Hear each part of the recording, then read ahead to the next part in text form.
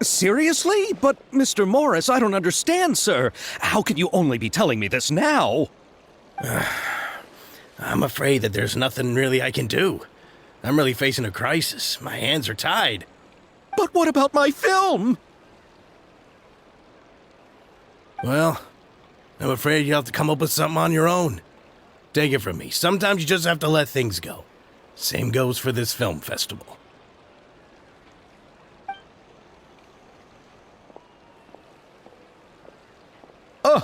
Oh.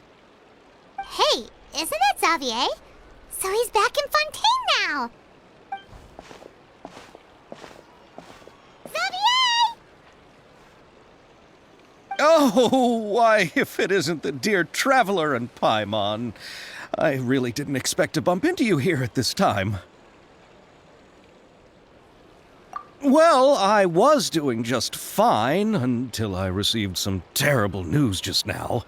The investor I was working with for my upcoming film has fallen upon some hard times and is no longer able to provide the promised amount of funds. Can't you just find a different investor? Unfortunately, that's not how it works. We had signed an agreement specific to the Fontanalia Film Festival, stipulating that I cannot work with any other investors until the festival is finished. The Fontanalia Film Festival? What's that? Oh, is this your first time participating in Fontaine's Fontanalia Film Festival? Then allow me to fill you in. The Fontanalia Festival was established to commemorate the legendary Loch Knights, who went on a quest to search for the Oceanids and eventually welcomed the Hydro Arconageria. The holiday is deeply connected to the founding of Fontaine, as well as its unique laws and trials. It's one of the most important festivals for this nation. But what's with that weird expression on your face? It's like you're trying really hard to remember something. I was just trying to recall the exact description from the books, in order to avoid any unnecessary arguments over semantics. I usually try to recite things straight from the source. Well, either way, Paimon thinks she gets it now. It's just like the Windbloom Festival in Mondstadt, and the Lantern Rite in Lille. Yes, those are festivals of a similar variety. Who doesn't like a good festival?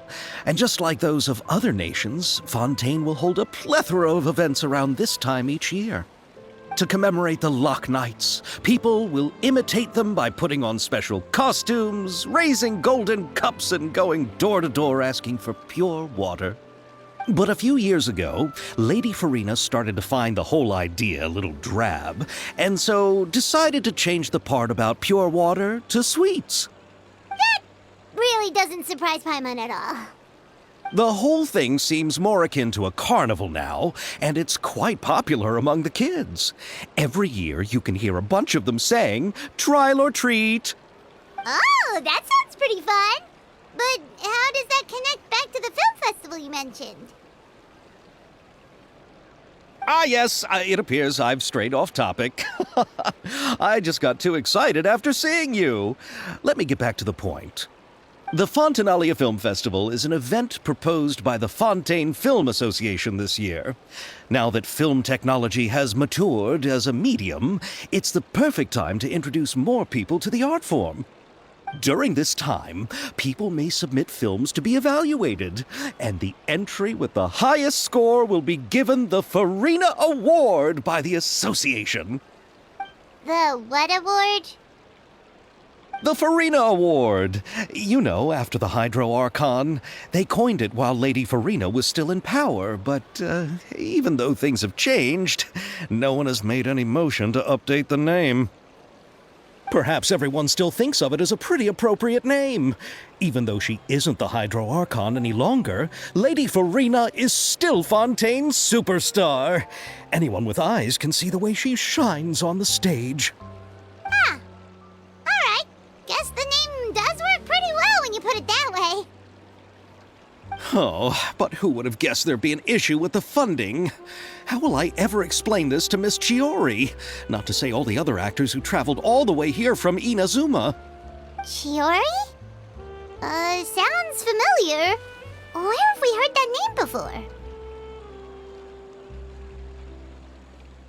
Yes, that's her.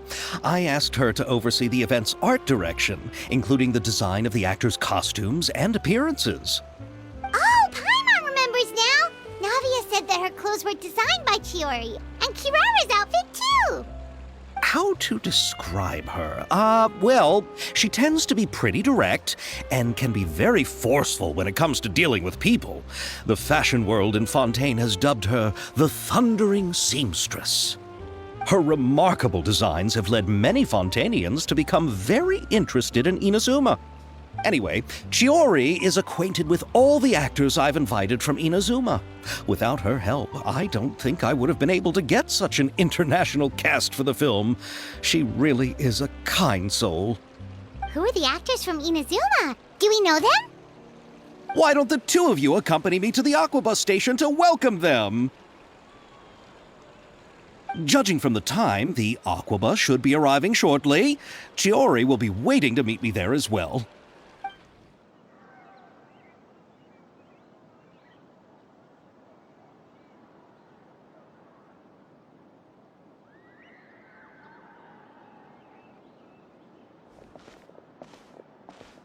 Miss Chiori?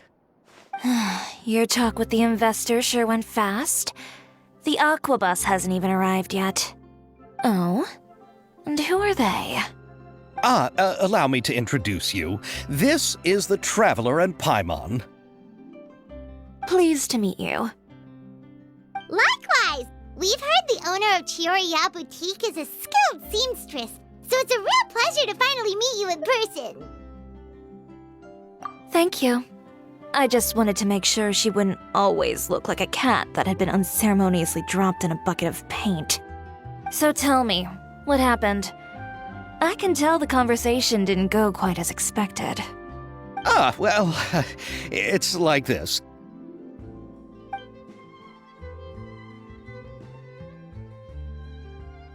Ugh.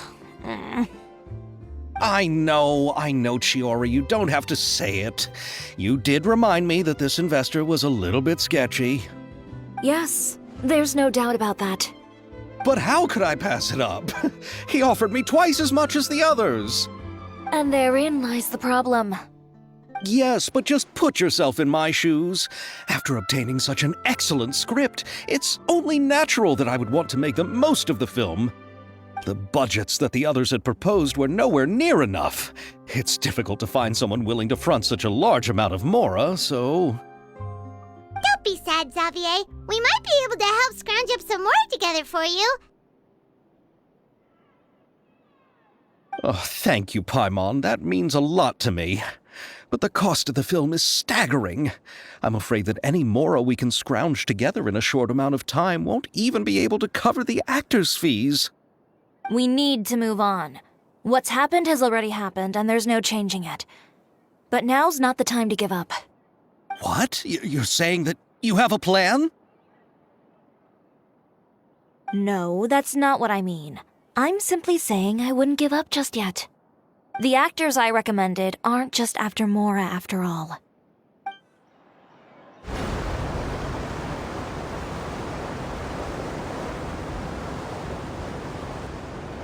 Really? Then where do you live? We Malazines live in Marcy Village. The only way to enter is from underwater.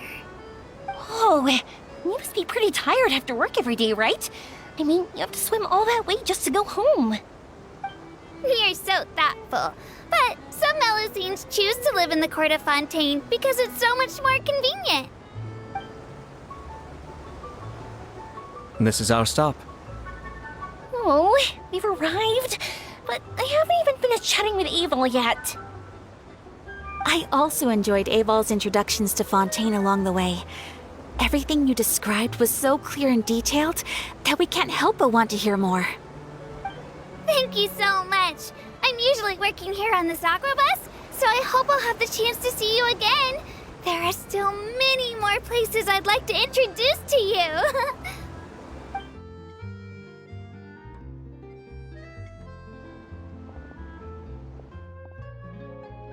Welcome to the court of Fontaine. Chiori, you sure have changed a lot. This is the first time we've seen you since you left Inazuma. I haven't realized it's been so long. I was in such a rush when I left that I didn't even get to say goodbye. Thank you for extending the invitation, Mr. Xavier. I'm looking forward to a fruitful trip here in Fontaine. It's an honor to have the head of the Kamisato clan visit us. So they're who you meant when you said you had actors coming from Inazuma? Oh? It's the Traveler and Paimon. Wow, what a coincidence! Ayaka and I were just talking about you on the way here. Are you also here for the film?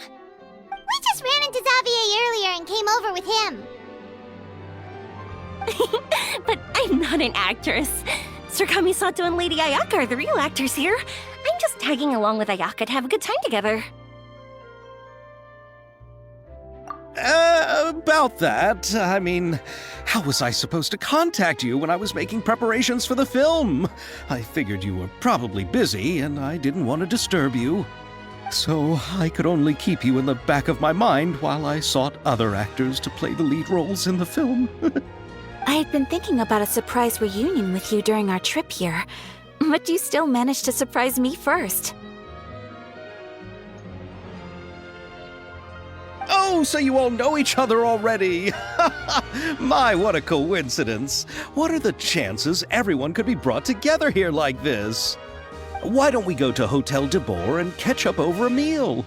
I've already made a reservation. Huh? Did you reserve 2 spots for us too? Yes, of course, of course. I'll be sure to tell the boss to serve a few more delicious dishes just to make sure there'll be enough food. Very well. Then please, kindly lead the way, Mr. Xavier.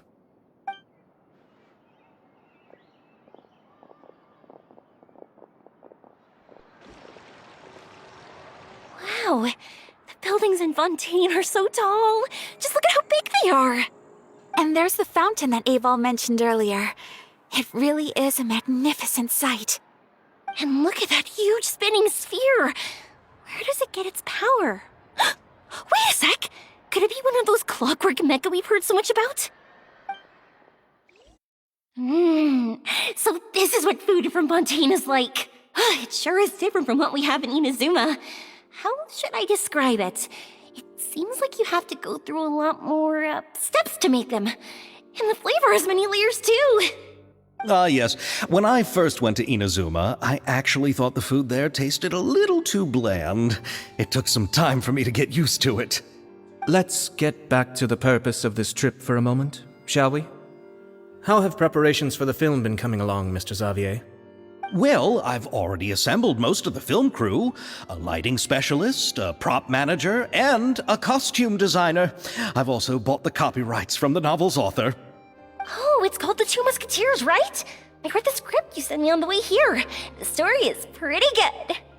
Originally, I was planning to start filming as soon as Sir Kamisato and Lady Ayaka arrived in Fontaine, but I'm afraid I've run into a bit of a problem. Oh? What is it?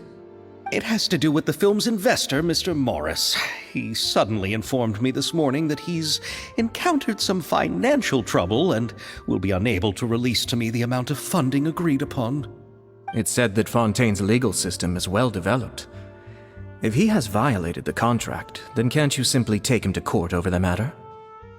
Well, I'm still more concerned about filming. Even if I were to take him to court, I'm afraid it would take months before the case could even be heard. Then, is there a way we could raise funds ourselves to solve the problem? I've considered that option too, but unfortunately, it's difficult to gather such a large amount of mora on such short notice. Besides, we have to consider the film festival's submission deadline.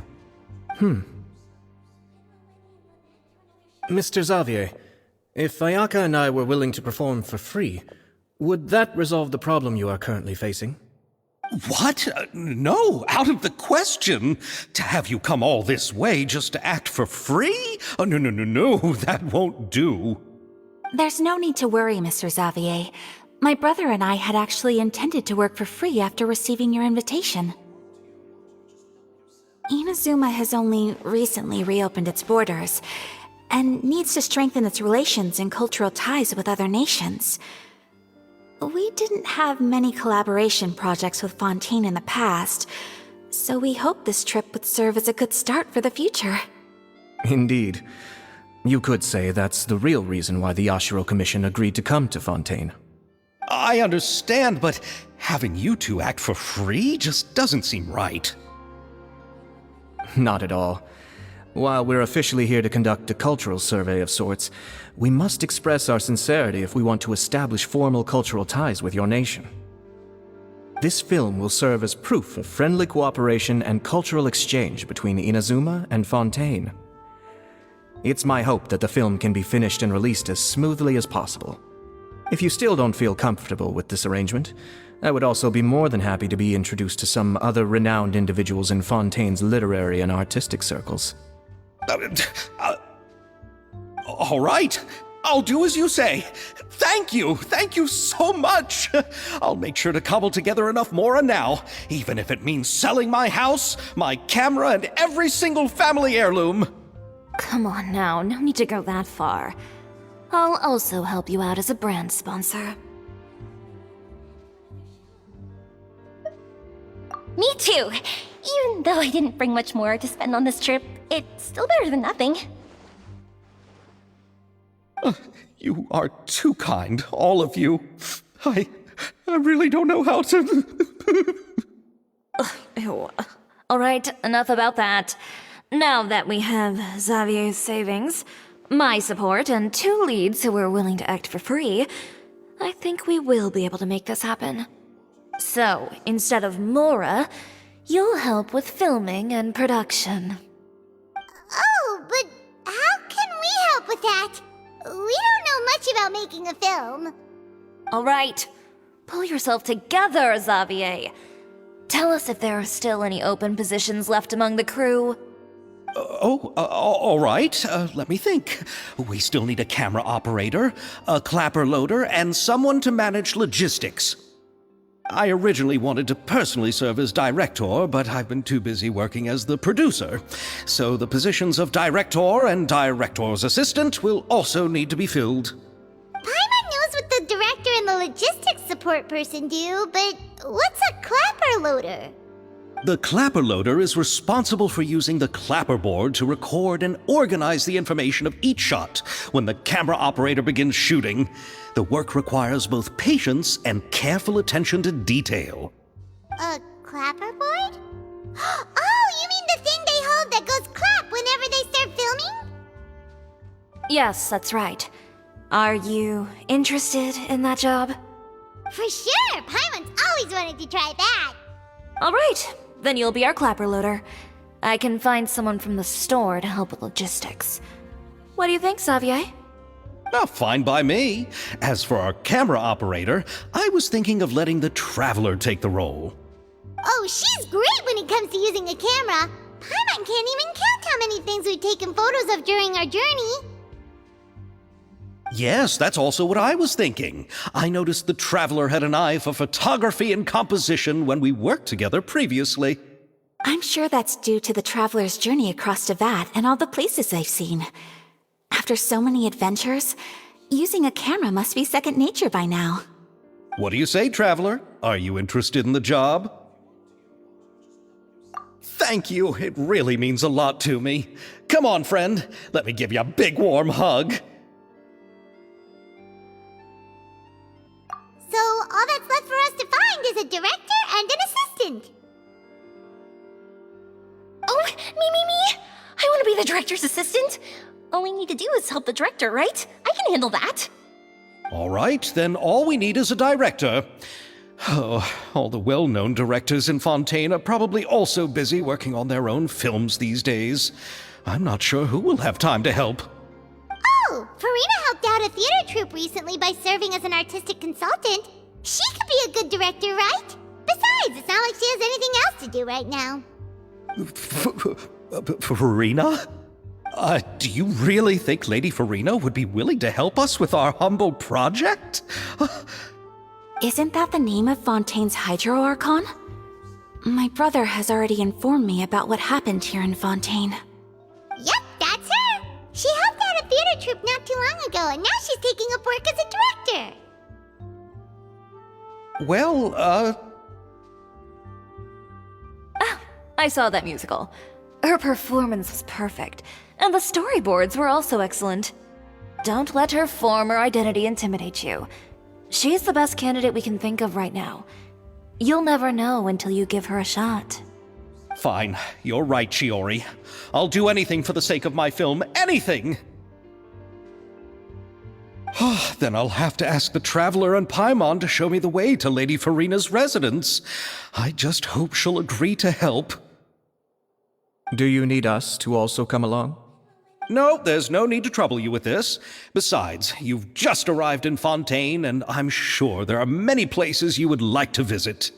Just leave this task to me. It's part of my duties as the producer. Very well. Then we'll be waiting to hear the good news. I'll go with you. By the way, you might want to consider bringing a gift. And don't worry, we won't simply drop you off at Farina's place. We know Farina pretty well by now, so having some familiar faces there should help your chances. Besides, the whole thing was our idea in the first place. All right, then I'll start making preparations. As for the gift... A gift for someone who was once seen as the Hydro Archon. I wonder what she would like. I recall that Lady Farina once fancied a clockwork ring, so perhaps I should get another exquisite clockwork contraption for her. Huh? Can't we just bring some desserts, like the Fontanalia mousse? But wouldn't that be a little too cheap? She does like desserts, though. Isn't the Fontanalia Festival happening right now? I heard Abel tell us on the Aquabus that Farina introduced the tradition of going door to door and asking for sweets. To do something like that, she must have a real sweet tooth. I agree with Yoimiya. If the gift is too fancy, it might actually make her feel more uncomfortable. Alright then, let's go buy some Fontanalia mousse.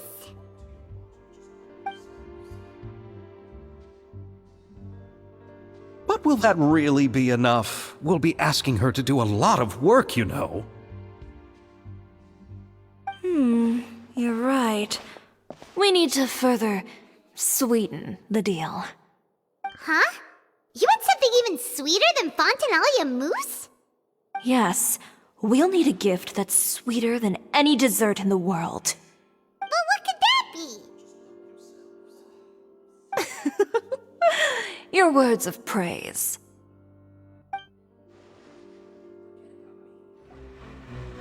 We're here! This is where Farina lives. Okay, I'll go knock on the door.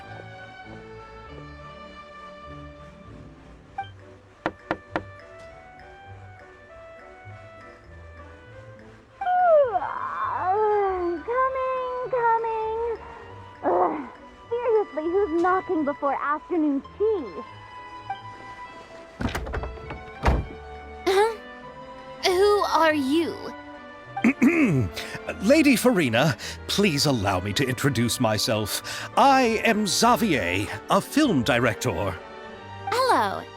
Oh, is that the Traveler and Paimon I see behind you? And who's this? I'm Chiori.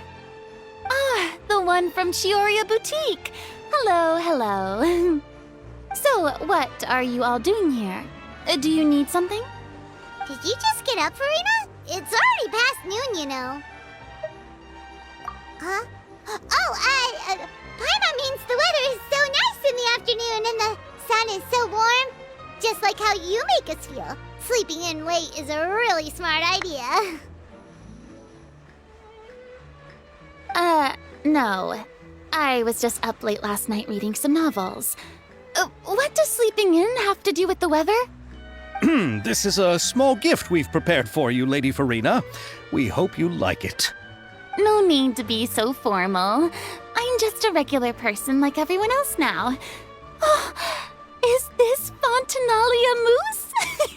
It's one of my favorites. That's great! So, actually, there's something we need your help with.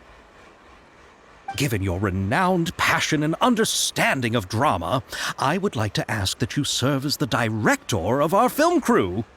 Oh, but didn't you just say that you're a director? Yes, but for this particular project, I'm mainly working as a producer. Besides, I'm sure that your understanding of the performing arts far surpasses my own, Lady Farina. Are the Traveler and Paimon also part of the film crew? Yep, we sure are. Paimon's the clapper loader and she's the camera operator. Camera operator? That can be a pretty technical job, and it directly affects the final quality of the film. Are you really up to it? No, I'm not questioning your abilities. It's just that I've never really seen you use a camera before. Maybe you can come up with a test for the Traveler and see for yourself. If she can satisfy you with her camera skills, then you'd have nothing to worry about and can join the team. What do you say? You sure are getting better at rolling with the situation, Paimon. Oh, I do wish to see how skilled the Traveler really is with a camera. All right, how about this? We'll work with what we have. I'll give you some scenarios and see if your work is up to my standards. Very good. It's essential for the camera operator to understand the director's vision. I'll make my decision after seeing your work.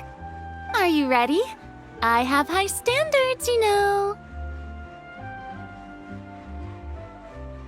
Okay, grab the camera and I'll give you a scenario.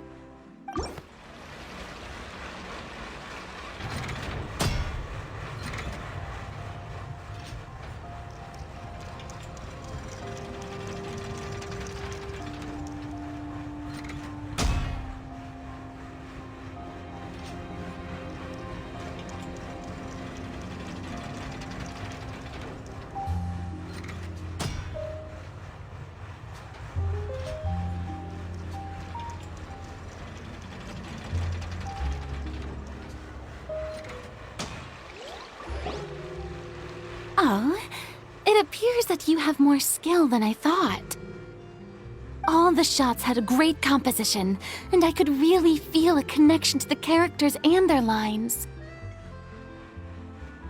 Yeah! Does that mean you agree to be our director, Farina?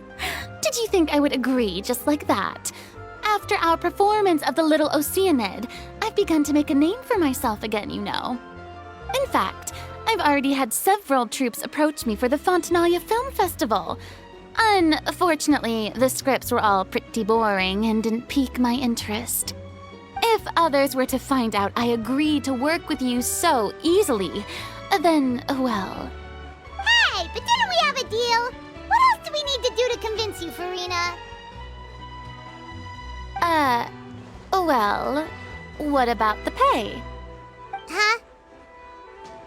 You know, how much you're willing to pay me to be the director? The pay is also an important factor for me to consider, you know. Well, I can offer you this much? What? That's all? If Nervilat were to hear of this, he could charge you with underpaying your labor.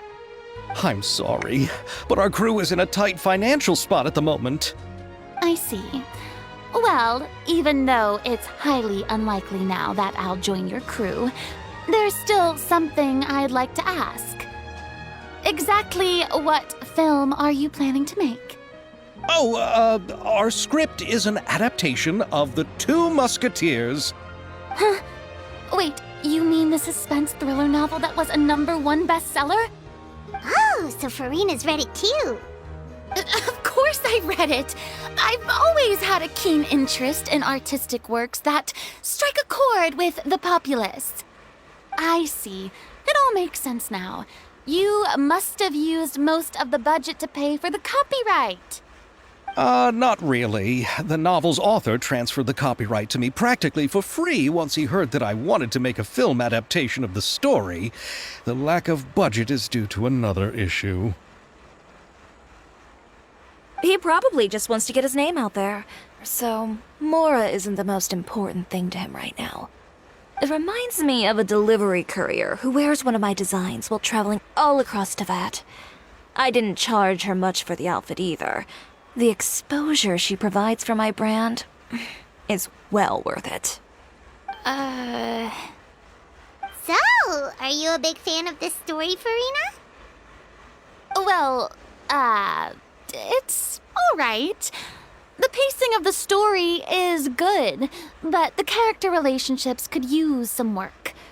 When I was reading it before, I always felt like some things were left on a rather unsatisfactory note.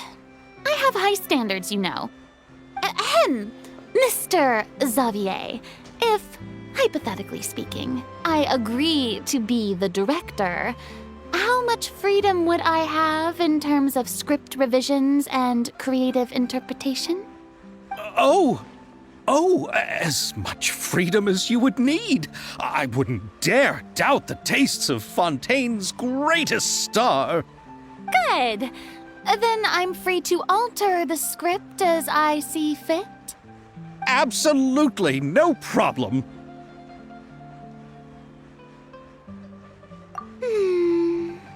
All right. It seems that your crew really can't go on without my care and direction. So, you agree? Yes, I agree. Although the pay is well below what someone of my caliber deserves. A great script calls for a great director. I mustn't let a perfectly good story be ruined due to lack of funds. If you have fine cheese and bread, you wouldn't just let it sit on the counter and get moldy just because you lack an oven, right? Oh, Hydro Archon above! I'm not dreaming, am I? Somebody pinch me. There's no more Hydro Archon, you know. And it's still a little early to celebrate. There's a lot that goes into shooting a film. Although the trickiest tasks of finalizing the script and casting the actors have already been taken care of, we'll still need to reserve filming locations. Not to say set up lighting and props. And by the way, since we'll be filming the 2 Musketeers, we'll need to find an action choreographer. Ideally, a professional who has actual experience with muskets. Yes, I've thought about this as well. I was hoping that you might know someone who could handle the job. Me? If this was before, I could have simply asked Glorand.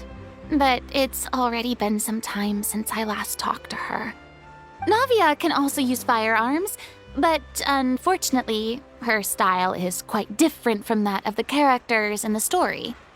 Could we ask the Special Security and Surveillance Patrol? Oh, you mean the Special Patrol's Musketeers? Yes, that's right. They work with muskets every day. I can't think of anyone more qualified than them. They would be under Nervilette's jurisdiction. Unfortunately, I, don't have any connection with them at all. So, in the end, we still have to start by talking to Nervilette. No need to go to all that trouble. I know their Captain Chevres. Oh, you do? Wait, Chiari, how do you know the captain of the Special Patrol's Musketeers? No particular reason. Running a business means dealing with some trouble from time to time, and she's helped me out on a few occasions. In return, I've helped her handle a few situations in which the Special Patrol couldn't get involved directly. So, we've gotten to know each other over time. So you're saying there's been times when the Special Patrol needed a fashion designer to handle a situation? Your work is becoming more and more mysterious. It'd be best to keep it that way. Anyway, enough about that. What do you all think about asking the captain to be our musket action choreographer? She sounds professional enough. She is a captain after all. I have no objections. But I imagine the Special Security and Surveillance Patrol must be busy with their duties. Do you think she'd really have time to help with shooting a film? And then there's the issue of pay. Well, it just so happens that she's also not the kind of person that's just after Mora. As for whether she has time, I'll have to go and ask her first. Then I'll leave that to you. Macaroni's on sale today, so I've got to go. You can just tell me how things went when we discuss tomorrow's plan later. No problem. Having Farina join feels like a big boost to our team! Of course. Just wait until the day of our premiere. You'll witness the true power of my name in these lands. You'll be so glad I agreed to help. I can guarantee that even the standing tickets will be sold out. I'll be sure to ask some people I know to see if they'd be willing to act as extras. Seems like you're finally getting more comfortable with your own reputation now. I didn't ask for the Clapper Loader's commentary, Paimon. Then let's get going. I happen to know where Chevreuse is today. By the way, I'm curious. If my pay is so low, then what about our 2 lead actors? Didn't they travel here all the way from Inazuma? Actually, they told us that they see the trip as part of a cultural exchange, so they didn't ask for any pay. What? So is every person in Tevat who doesn't want money gathered here to shoot this film? Don't tell me Chiori isn't being paid either. I already knew Xavier from before, and he's also agreed to give my brand some good exposure. It seems the gods have really smiled upon you, Xavier. And that certainly doesn't include me, mind you.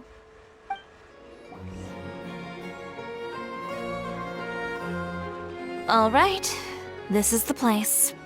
But where's the captain? There's hardly anyone around here. She's over there. The one with an eye patch reading in front of the newsstand. Oh, her! Paimon could tell there was something different about her. She seems kinda intimidating. Please wait here for a moment. I'll go fetch her. She's working now, so you might not want to get in her way. Working? But isn't she just standing there and reading a novel? Just trust me. Oh, alright, let's see what happens then. Chiori sure is a mysterious person. She claims just to be a fashion designer, but she knows all these powerful people. The court of Fontaine isn't particularly tolerant of visitors from overseas, so it isn't easy for a foreigner to promote their brand here. Even more so in the competitive world of fashion. Even a local like me just trying to make a film has to face all kinds of challenges, so I can only imagine what Chiori has been through to get where she is today. I'm sure that having more connections has definitely worked in her favor.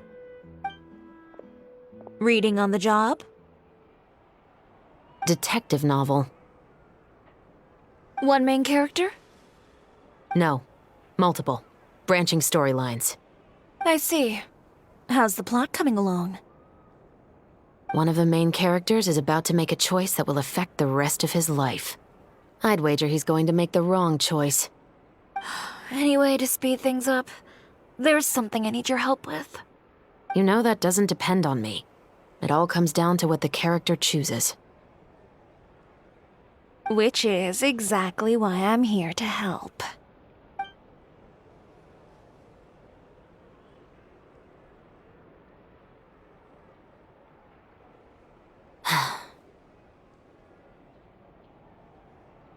All right. It appears he made the wrong choice in the end. Halt! Huh? What's going on? Hand over whatever you're holding. Oh, it's just a book. I didn't buy anything else. Then I'm sure you wouldn't mind letting me have a look. Excuse me, officer. I don't mind you standing around here, not purchasing anything, but I'd prefer if you didn't disturb my customers. It's bad for business, you know. Don't give me that act. You won't be able to get off so easily either. I am Chevraz, captain of Fontaine's Special Security and Surveillance Patrol. I will say this one last time. Hand over whatever you're holding at once. And before you do anything unwise, let me remind you that I'll have you on the ground before you can even think about making a run for it. All right. I'll give it to you. But please let me say something first. If there's any contraband in that book, then the shopkeeper here is the one who slipped it in. I don't have anything to do with this. Why, you trying to leave me on the hook, huh? You were the one who said you wanted it. Save it for the interrogation room. Take them away, Letelier.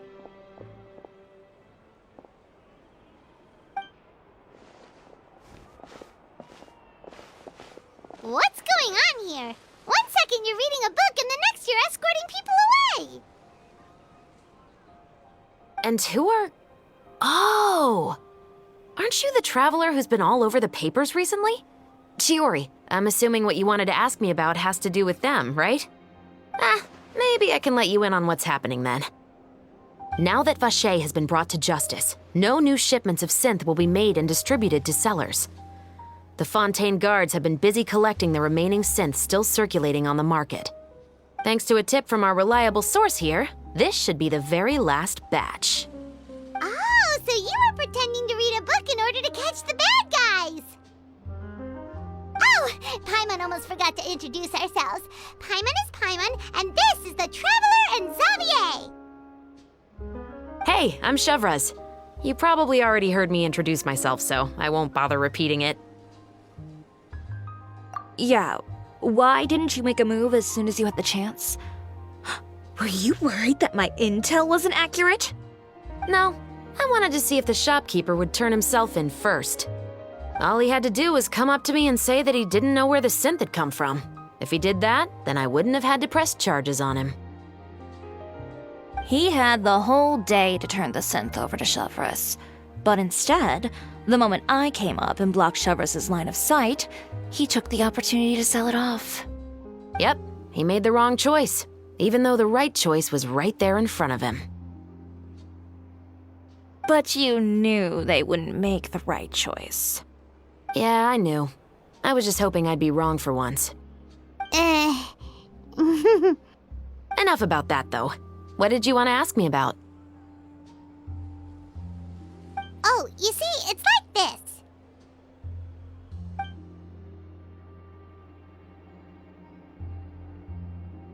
The Two Musketeers. You certainly have a good eye for a story. So what do you need me to do? Just be the action choreographer for the actors? Yes, that's right. I want to make sure we get all the details right. I want the actor's posture and understanding of firearms to be as realistic as possible. However, I'm afraid this work will require a bit of your time, since you'll have to be present whenever we're filming. Also, as for the pay...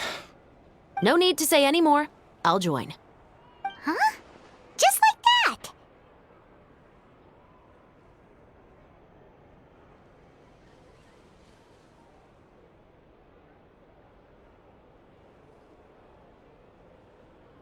What Bullchecker is really saying is, if you wanna fight the Oni King, you have to go through Sky-Cleaving White Iron Lavender Melon first.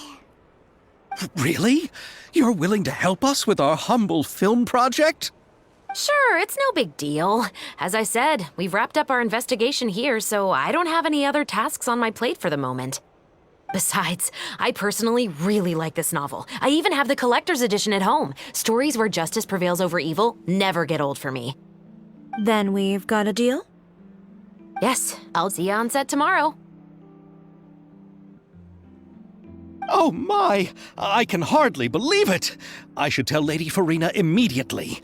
Oh, and I must tell the prop manager and lighting technician to get everything ready. We start filming tomorrow!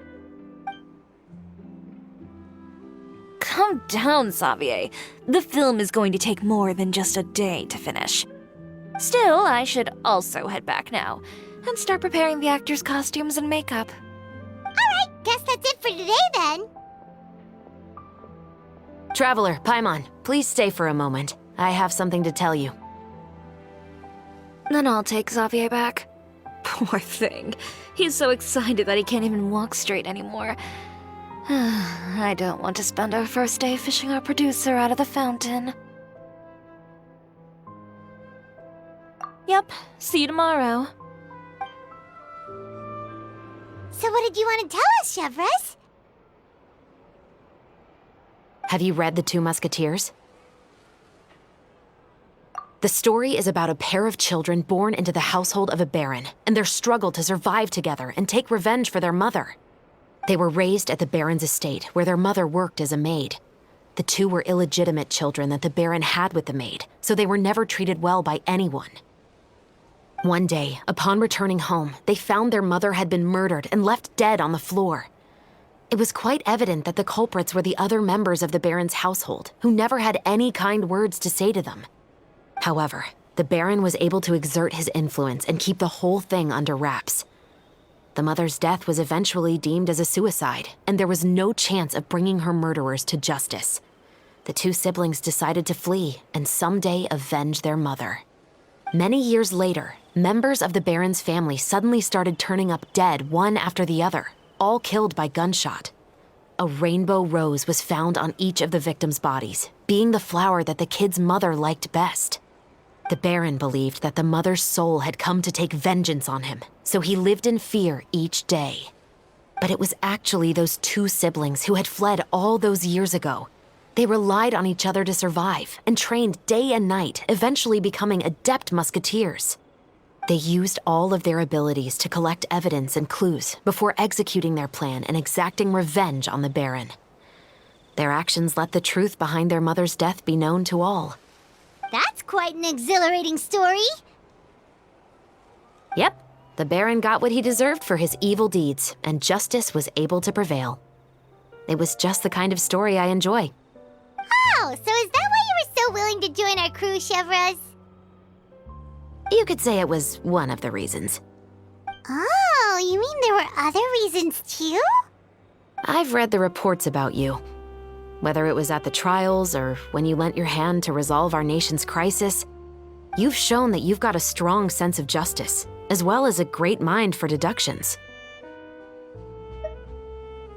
Yes, you're as sharp as I expected. It seems you've experienced many similar situations before. There's been a recent murder case involving Muskets. The perpetrator's methods appear to be very similar to what is described in the novel. Huh? Really? But Paimon didn't see anything about that in today's papers. The Marechaussee Phantom hasn't yet released any information to the public because the investigation is currently at a standstill. The murderer is extremely cautious. A murder involving firearms? But not that many people use those in Fontaine, right? Impossible. We perform a routine inspection of our firearms and ammo reserves every day. If one of the weapons had been fired, it would stick out like a sore thumb. Besides, I trust the members of my platoon. However... Well, that's all I can disclose about the case today. Huh? What do you mean? I hope you all can go back and get some shut-eye. You can decide tomorrow whether or not you'd like to join the investigation with me. I'm aware this might not be the ideal time to add more to your plate, but the more capable people we have, the better the chances that justice will prevail. Carrying out investigations isn't actually supposed to be our responsibility. Our job is to apprehend the perpetrators. Finding them is really up to the Marechaussee Phantom. You could say I'm taking part in the investigation out of personal interest. I don't want people to see Muskets in a negative way, and also, I'm concerned about the similarity between the crimes and the story. You mean they might be connected somehow? I suspect so. Just to make myself clear, this is not an order, nor is it a deal of any kind. It's a request, nothing more. If you two have any interest in the case after we finish filming tomorrow and are willing to assist me, then I would be most grateful. What do you think, Traveler?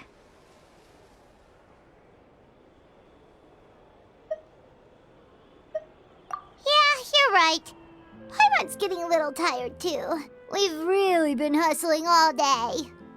You'd better head back and get some rest.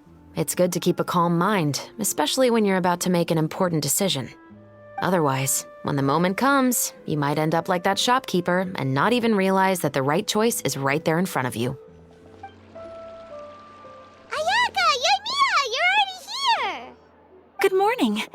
Xavier said yesterday afternoon went well. Yeah, and how about you, Ayaka? What were you up to yesterday? After we split up, Ayato went to see Udex Nervillette at the Palais Mermonia. I was originally thinking of going with him, but he said he could manage it himself. He told me to go see the sights around Fontaine and to enjoy the local culture. So I rode the aqua bus with Yoimiya and visited the opera house on Aranias Island. Yeah, you wouldn't believe what we saw there! 2 mechanical puppets that were dancing together! You've already seen them, right? Yeah, those two! Amazing, aren't they? We sat and watched for quite a while. It was mesmerizing, like we could keep watching them forever. Oh, it was the same for us the first time we saw them, too! Afterwards, we went swimming at the beach! Well, diving, to be exact. It was the first time I ever breathed underwater! I held Ayaka's hand and we counted down together. 3, 2, 1, and then splash! We were beneath the waves. At first, I didn't dare to open my mouth. But once I couldn't hold my breath any longer, I decided to take a big breath in. Turns out the water wasn't as salty as I imagined. It didn't really taste like anything at all. Before I knew it, I was breathing like normal down there. It was an amazing feeling. Ayaka said I was too nervous and needed to loosen my grip. She got used to everything way faster than I did. I knew that the Traveler could do it, so I had no doubt we could do it too. That helped me feel at ease as soon as we dove in. The underwater world in Fontaine truly is beautiful. I love seeing the romaritime flowers blossoming underwater, like little candles lighting up the streets at night. Yeah, and there were so many creatures that we've never seen in Inazuma. Like those fish that shimmer like a sword blade. Whoosh! Oh, and those big fish that call when they see people. Ooh. Oh, you mean Hunter's Rays and Blubber Beasts! I just love the name Blubber Beast. Just wait till Pops and the others hear about this. They probably won't believe a word I say. Yoimiya was down there for quite a while. It was dark before we finally rode the aqua bus back to the city. I figured she'd want to sleep in today. Yeah, even I was worried that I wouldn't be able to get up. I still felt like I was drifting in the waves when I went to sleep last night. But as soon as I woke up today, I remembered that we'd all be shooting a film together, and I was ready to go.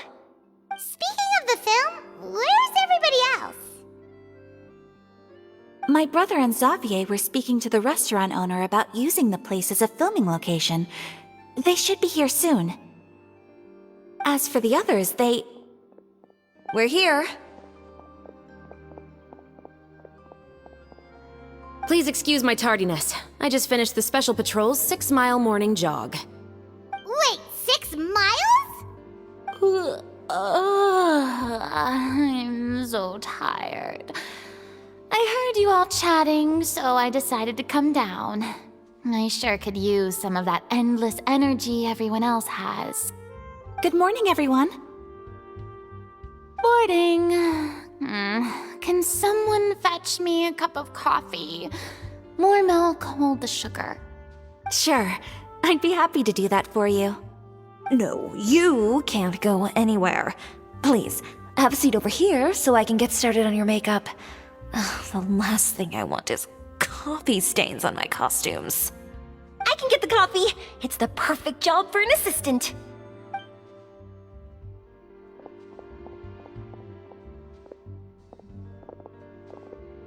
So much energy. Seriously, what's her secret? Oh, Yoimiya's always like that. But you sure look exhausted, Farina. It's because you're not used to waking up so early, huh? Of course not.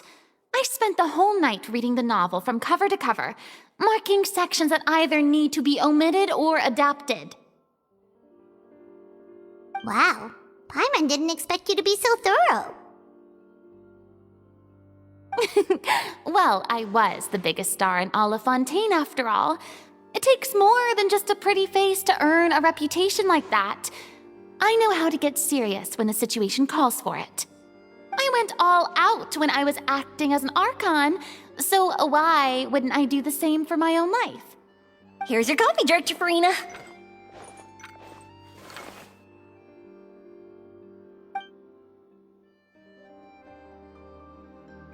Oh, thank you. The sound of being called director and the aroma of coffee feels almost as refreshing as hearing the birds chirping in the morning. Ah, it seems everyone has managed to arrive on time. We've reached an agreement with the restaurant owner. We are free to use the second floor to shoot our film. Really? That's great! He is really looking forward to our film and hopes that providing his restaurant as a filming location will attract more customers. Well then, Mr. Xavier, I'll leave the rest to you. Okay, thanks. First, I'd like to introduce our new members. This is our prop manager, Veronique. She'll be in charge of all the film's props and items.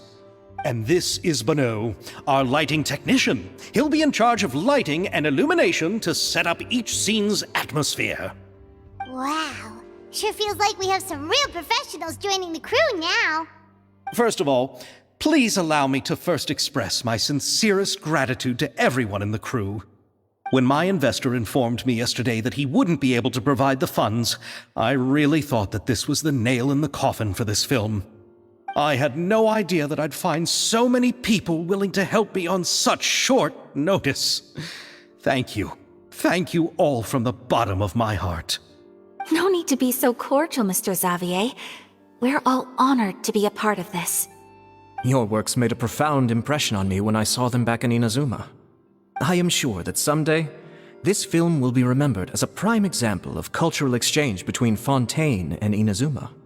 Yes, the story is the reason I agreed to join. I can't bear to even imagine what this film would look like without the very best director. Anyway, I would like to make a promise to everyone that as the producer of this film, I'll do whatever I can to ensure that everything goes as smoothly as possible. This is not just my film. It also embodies the thoughts and feelings of every person here, as well as the endless effort we are about to pour into it. So, without further ado, the Two Musketeers will officially begin filming now! You may take it from here, Director Farina. All right, listen up, everyone.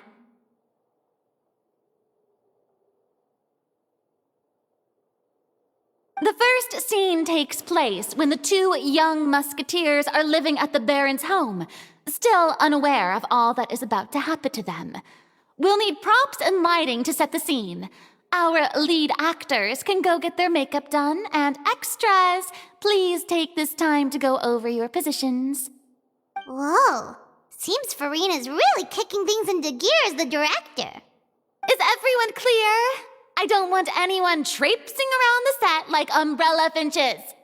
All right, cameras will start rolling as soon as the set is ready. Let's make a film that'll make some serious waves in Fontaine. Not the kind of waves that drown people. I mean, the good kind of waves. Seems like she's still a bit traumatized by that. Anyway, let's go see if there's anything we can do to help. How about here? A little more to the left. You got it. Hey, Yoimiya, do you need a hand? No, I'm fine. You know, doing the lighting is kind of like designing a fireworks show. It's interesting to imagine what kind of atmosphere the lights will create. I heard that the Traveler will be operating the camera and Paimon will be the clapper loader, right? Those roles are just perfect for the two of you. Really? Is that because it'll be easy for Paimon to hold the clapperboard while flying? Well, sure, there's that, but that's not exactly what I meant. I just think that after all your journeys together, you two must have developed a super close bond and just naturally know how to work with each other. If I'm not mistaken, the director will want the cameras rolling as soon as the clapperboard goes clack. Oh, I see! It's amazing to see the magic behind filmmaking. Yoimiya, we need lights over there, too. Oh, on it! I've got to get back to work. Chat with you later. Oh, it's exciting to see so many people working together to bring the film to life.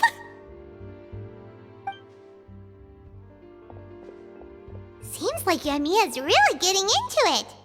But she was right. We do have a super close bond, don't we? Paimon's really happy to hear that.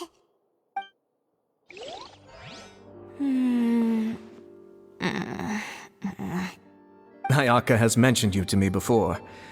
She said that you two were great friends when you were kids. No talking. I'm thinking about how to do your eyeshadow. Ah, yes. To help me really look the part. To achieve a more young and naive look for this scene. Are you saying the wrinkles around my eyes are too deep? You just have too much of a calculating look in your eyes. You sure don't mince your words. It seems you really haven't changed much. Quiet. So, this is a real musket?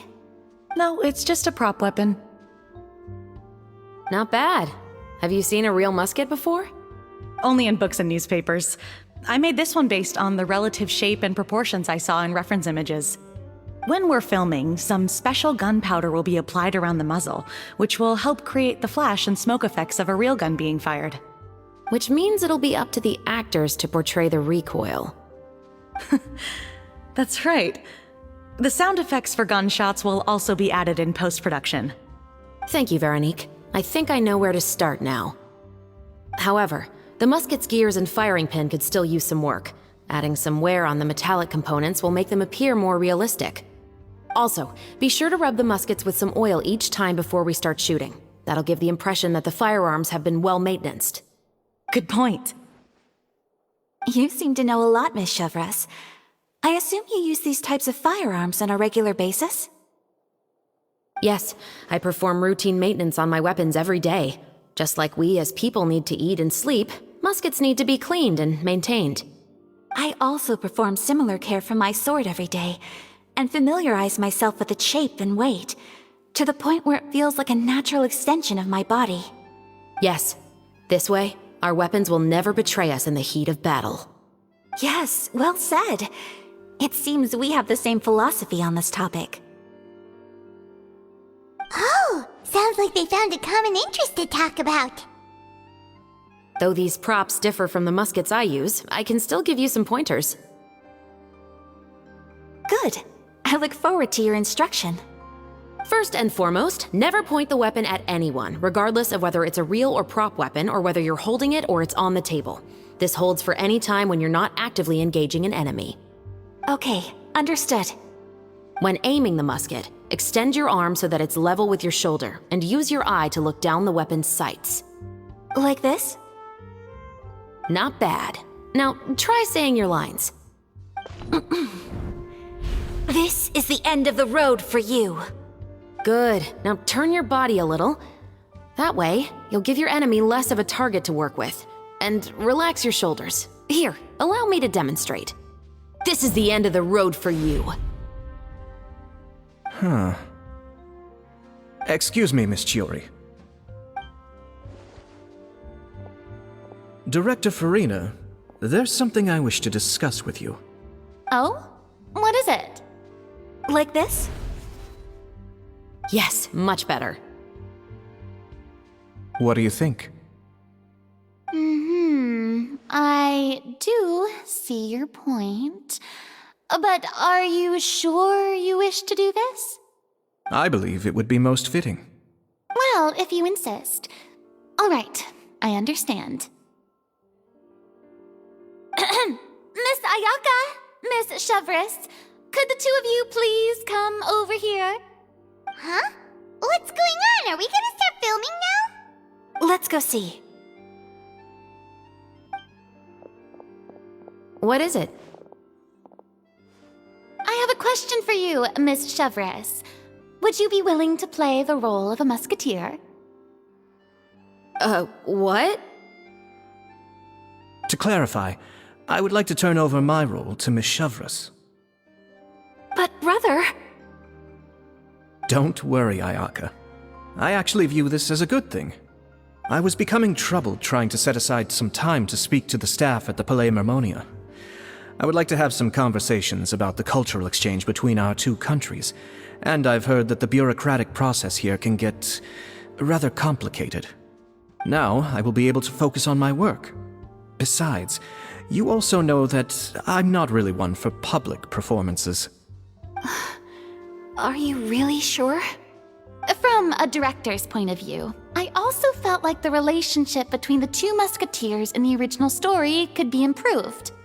The older brother in the story plays the lead role with his overbearing character, but this causes his character to overshadow that of his sister, and the theme of the two supporting and relying on each other isn't conveyed very well.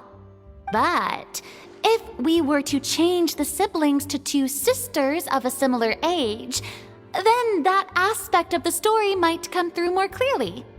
Also, I've seen you instructing Ayaka. That cold and dignified personality is exactly what we need for the older musketeer. Of course, even with all these insights, the decision should still be made by Miss Chevres. Chevres mentioned that she really likes the story, right? Paimon bets that she'll take the role.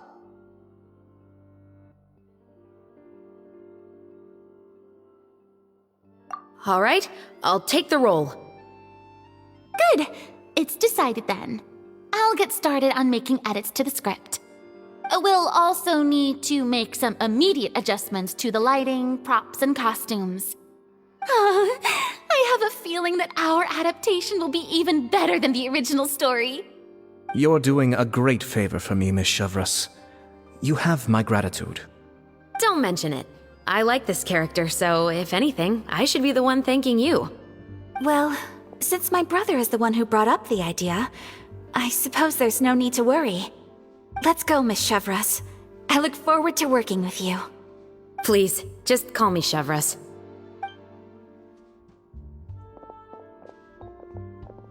Seems like you're really going out of your way to solve the problem I was having with your makeup. Surely you jest, Chiori. I assure you that I was mostly motivated by a desire to spend more time on formal business.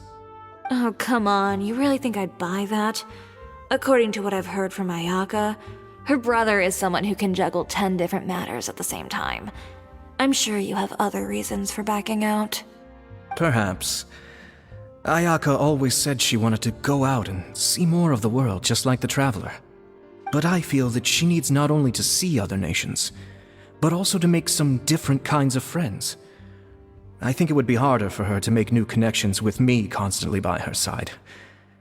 I would like to give her some space. All right, go on. Spoil her some more. Ayato! It's too bad you're stepping down from the role. Paimon really wanted to see you act as a musketeer. No need to poke fun at me. I'd wager that you also felt that I wasn't the best candidate for the role. It's a little hard for Paimon to imagine you saying those lines. Yes, I've made an appointment to meet some people from the Palais Mermonia.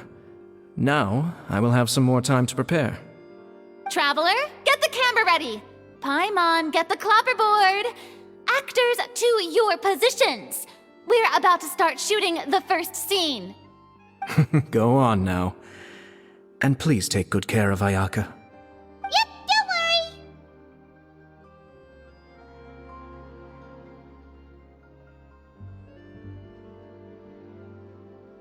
Thank you. I look forward to seeing the film when it's finished.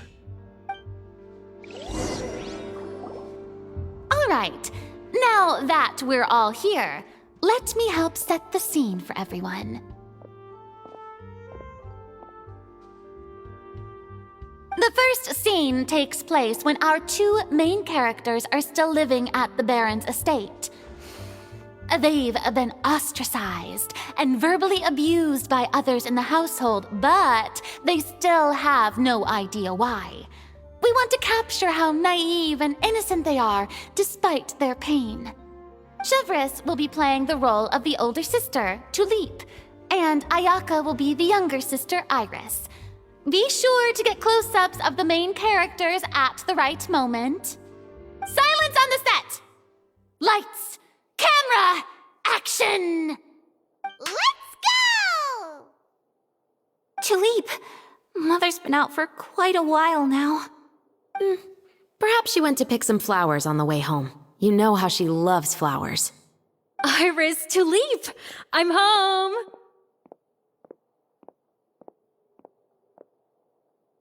Mother! You were out for so long, we were beginning to worry about you. I'm sorry, but I'm back now, safe and sound. Here, I brought your favorite treat, apple turnovers. Mother, what are those bruises on your hand? Huh?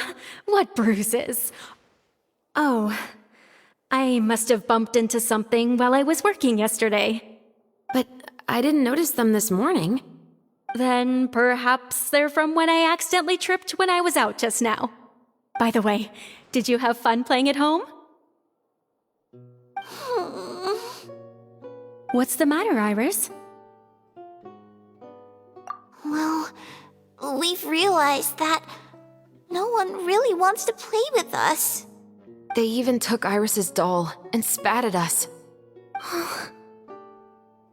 And they even called us names. They said we were... Shh. It's all right. Don't worry. Girls, listen to me. It doesn't matter what anyone says. Don't listen to them. No one can define you with such words. You both have wonderful lives ahead of you. Just like your names. You will both blossom like beautiful flowers. Maybe your time to blossom hasn't quite come yet, but one day, you two will bloom more beautifully than anything else. Don't let the soil you're in now ruin your future beauty. Understand? My dear daughters. And cut!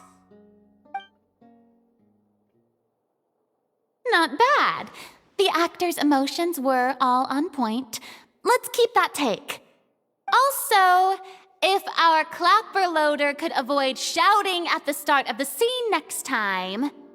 Oh, got it. Great. I was a little worried that my nerves would get the better of me. What about you, Chevres? I felt fine. The lines weren't too difficult at all. Seems like Farina must have adapted the role nicely. You two were great. I couldn't tell it was your first time acting in a film. You should have more confidence. Thank you for your encouragement. Positions, everyone! We'll move on to the next scene after we try a few more camera angles.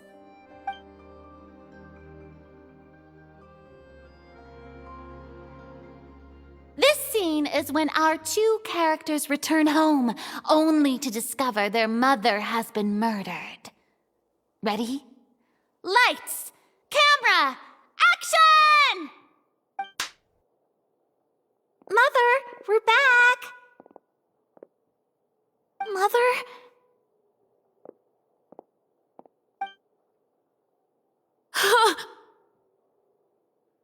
What's wrong, Tulip? Iris, stay away! Huh? Why? What's... Mother! Mother... She's... Huh? There's poison in this cup. Huh?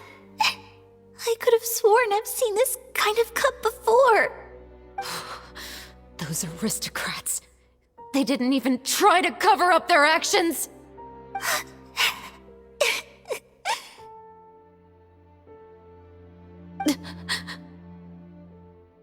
Iris, we need to leave this place. Leave?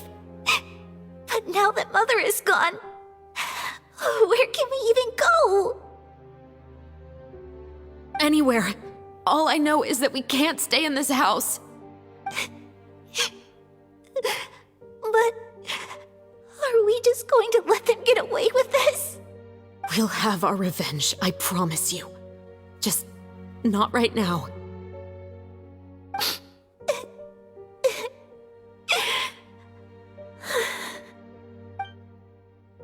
Come on, let's go.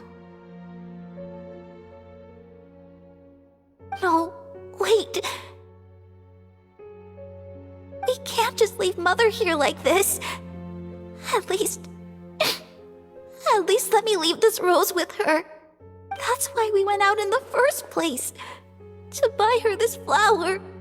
All right. Goodbye, Mother. We'll avenge you. Someday. And cut! Beautiful! Great performance! Oh my, you're so amazing, Ayaka! And were those real tears I saw? How did you do it? I was surprised too.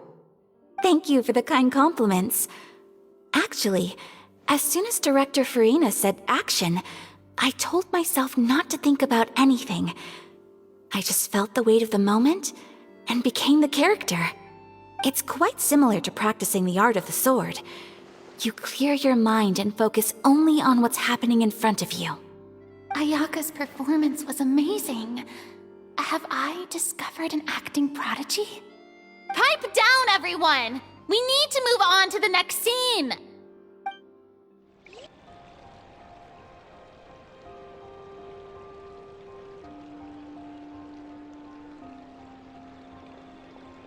Huh? Are we done already? But Paimon wants to keep playing with the clapperboard. How do you feel, Traveler? Is your arm sore from holding the camera all day? Good work, you two. You too, Shivers. You were quite the actress today. I've read this novel many times before. I have a good grasp of my character's mindset. Anyway, do you remember my request from yesterday? Oh, right! We were having so much fun that Paimon nearly forgot! You have a case where the murders seem really similar to the cases in the novel, right? So, how are they similar exactly? In the story, the main characters grow up to become two musketeers, always using their guns to carry out their revenge. And on each of the victims, they place a rainbow rose as a signal that they've returned. Yes, that's correct. We found rainbow roses just like in the novel. Seems like you're connecting the dots now. Oh, that does sound pretty concerning. Especially after seeing the script today. Oh, now Paimon can't stop wondering what kind of ulterior motive the murderer might have. What do you think, Traveler? You're smart. Paimon wants to hear your thoughts. Good.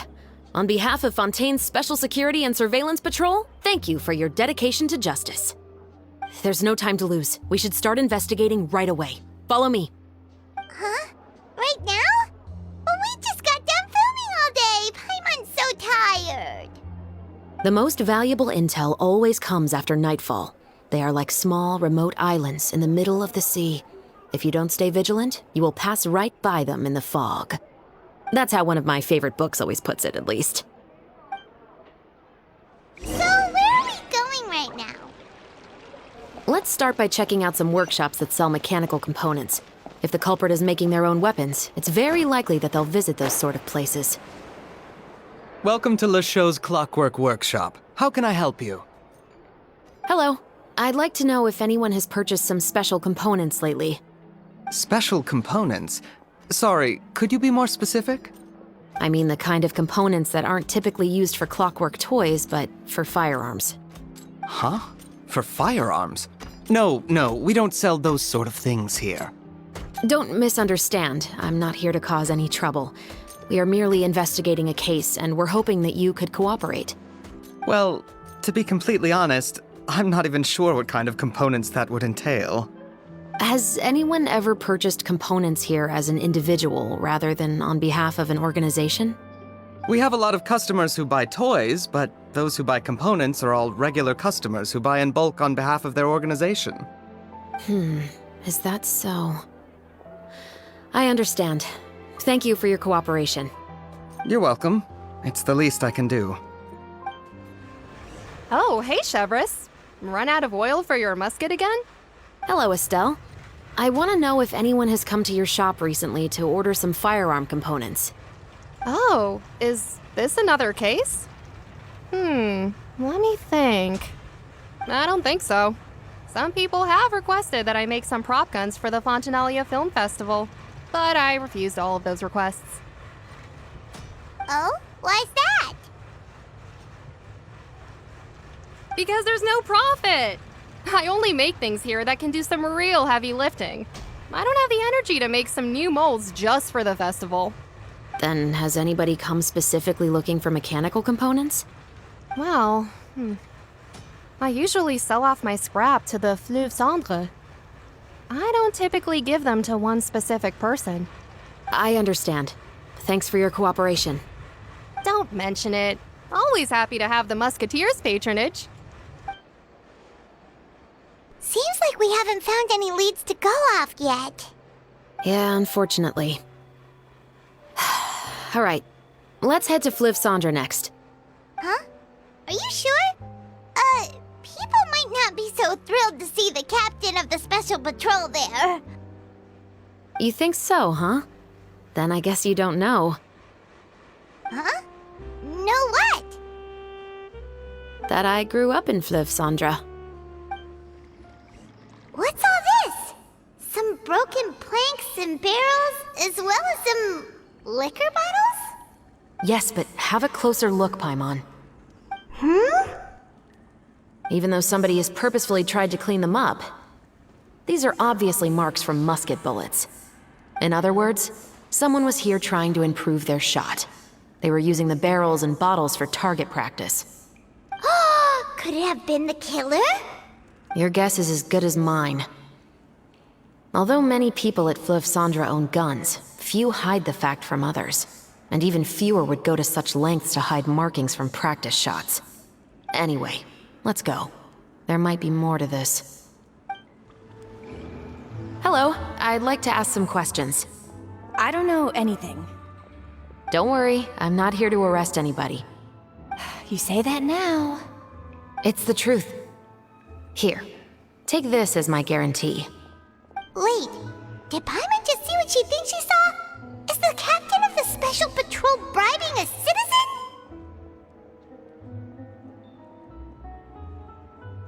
Seems you're different from the other guards. What do you want to know? Have you heard anything related to muskets in Fleuve Cendre lately? Anything at all? Muskets, huh? All I know is that about 2 weeks ago, we started hearing some loud noises at night. So loud that it's been waking me up. Were they gunshots? Possibly. It's hard to tell around here. Someone's house collapsing, a pipe exploding somewhere, it's all the same. But the noises I'm talking about definitely happened after I fell asleep. Do you know where the noises were coming from? I don't remember clearly. Is it that you don't remember, or that you need to think about it some more? You tell me. Then please, think about it some more. She's giving her even more Mora! The noises came from the end of the Southern Waterway. I came out and had a look for myself and I wasn't sleeping well, but I didn't dare get too close. That's all I know. All right, I'll take your word for it. Thanks for the pâte de fruits.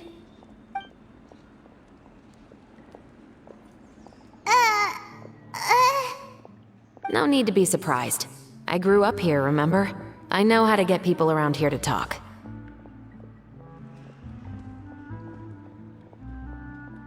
Seems you catch on pretty quick. Now then, let's keep going. It's been a while, Tetro. Please, just get on with your request. I want to know if you've heard anybody talking about muskets lately.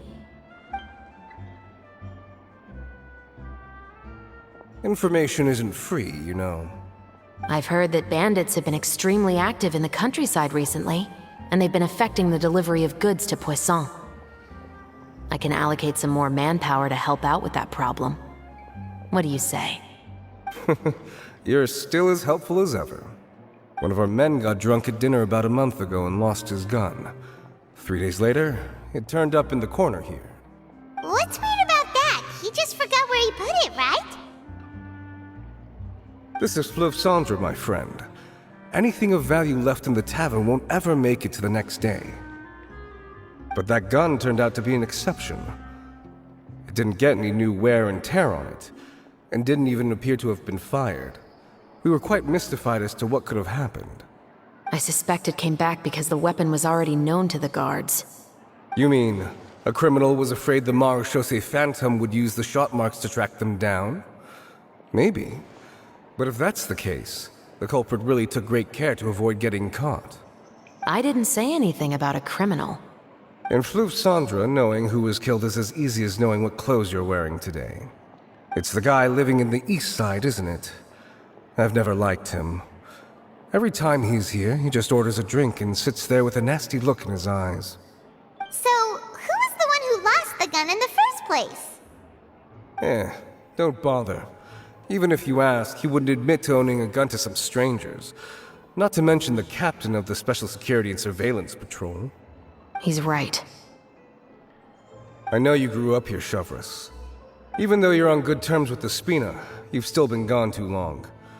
Not many people know you here now, and a lot of people don't like the Special Patrol. I know. So take my advice and don't show your face too much around here.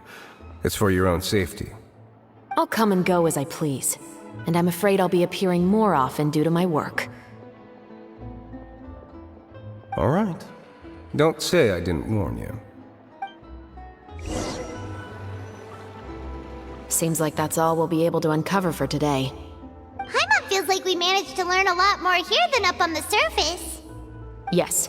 Assuming that everything we found is indeed connected to our suspect, then their timeline was probably something like this. A month ago, our suspect found a gun and took it home to disassemble it.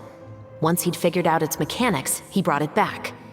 In the following weeks, he used some parts to create his own makeshift musket and took it to the Fleuve Cendre for target practice. Then, a few days ago, he found his target and carried out the murder. Once the deed was done, he left a rainbow rose on the body, just like the scene in the novel. That all makes sense to Paimon, but we're still no closer to figuring out the killer's identity. The deceased was a resident of Fleuve Cendre. It's said that he was a poor, solitary man.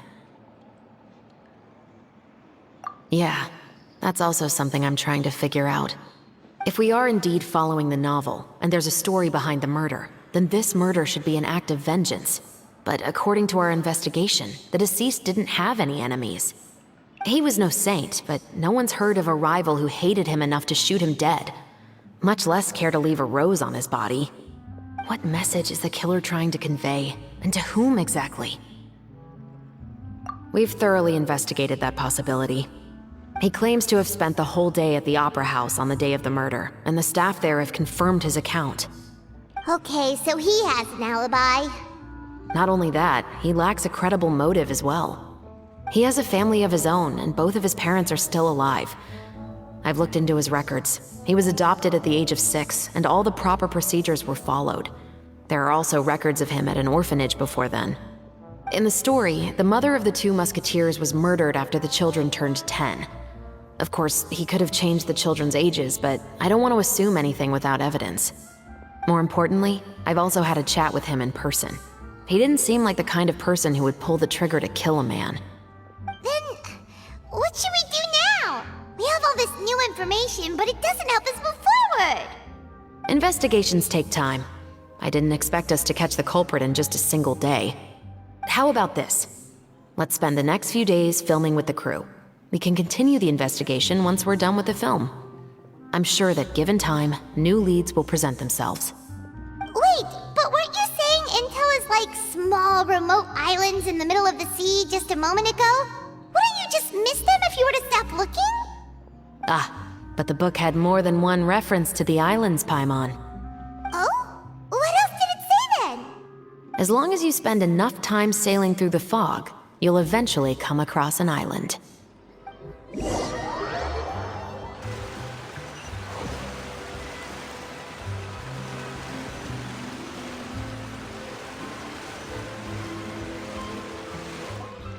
Good work, everyone! We're looking to wrap with our 2 main ladies today. I can already smell our success. What do you mean, looking to wrap? Oh, aren't you the expert now?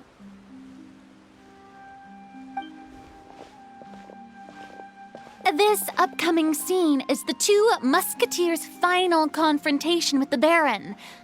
There will be quite a bit of action, but no choreography beyond what we've already rehearsed.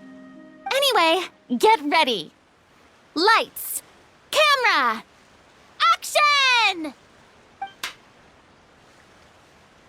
The view is beautiful tonight. It reminds me of that fateful night 10 years ago. And now that I've said it, I can even make out the faint fragrance of herbal tea in the air. Enough, villain! It's time that you pay for the death of our mother! My dear Iris, have you forgotten your manners? How can you speak like this to your own father? I'd sooner swallow all of my teeth than call you father. What did I expect? Seems the daughters have turned out to be just as obstinate as their foolish mother. In this world, Mora and status is everything. She thought she could blackmail me using her children and force me to grant her recognition and concessions? Ah, how naive can a woman be? Mother never asked a single thing of you. All she wished was for us to live a peaceful life, just like the others. It was you who personally brewed the poison of prejudice and sent Mother to her death. Compared to that deadly poison, the 2 bullets that will soon pierce through your heart will be like sweet mercy. And that's exactly why I said you're just as naive as her. Did you really think 2 muskets would be enough to defeat me? So let's see. What is stronger? Mora and power, or the 2 muskets in your hands? You've lost. To think I'd lose to my own 2 kids. We are no children of yours, and we'll never call that place our home. Then tell me, what did you do all this for? You lost your mother, and will soon kill your father as well. What will you gain in the end, other than sentences for your crimes? We will gain our long-awaited justice.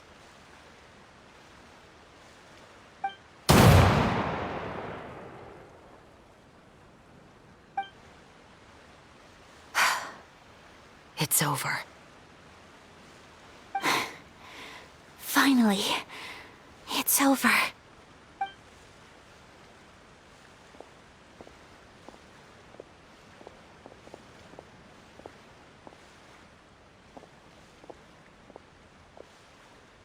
So, where will you go now, Tulip? I'm not too sure, Iris. Maybe somewhere with lots of flowers? After all, Mother always did love going where the blossoms were. What about you? I want to go visit Mother's grave. Yeah, that's not a bad idea. Huh? Tulip, look! What is it? It's Mother's favorite. The rainbow rose. Look, it's blooming again.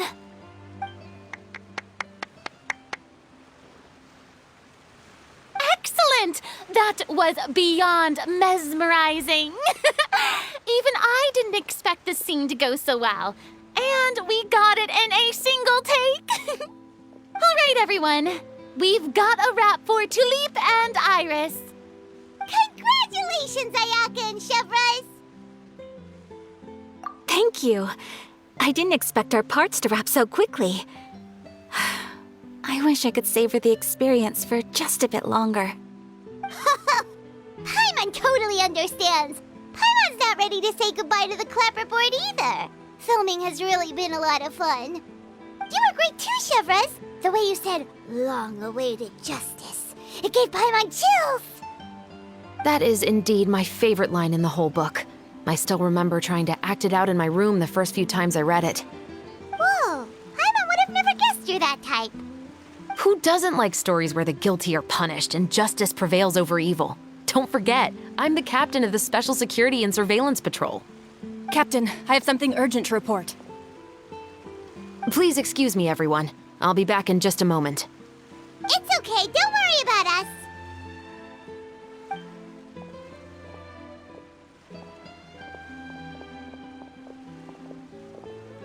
Oh?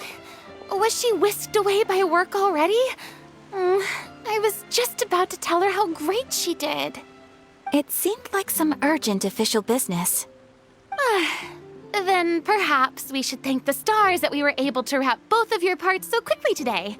Switching around the filming schedule would have been a real pain. Anyway, I actually came over to let everyone know that we're all done for today. You can go home and get some rest. And one last thing, Miss Ayaka. Your acting skills today were immaculate as always. Are you sure you won't consider taking up full-time acting?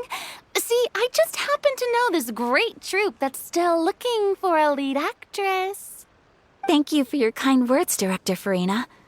Unfortunately, there are still many matters that I have to take care of back home at the Yashiro Commission.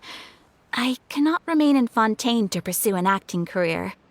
Nevertheless, I will make sure to treasure this incredible opportunity in my heart. Oh, that's a shame, but I understand. Just let me know if you ever change your mind. I believe it's also about time for me to take my leave. But hopefully I'll see you on set over the next few days. Even though my part's wrapped, I'd still like to swing by and help out the crew. See you tomorrow, Traveler and Paimon. Yep, see you tomorrow! Well, what should we do next? Maybe we'll go investigate the case some more with Chevres today. Traveler, Paimon, please come with me. Huh? Where are we going? You could say that our ship has finally chanced upon one of those small, remote islands of intel.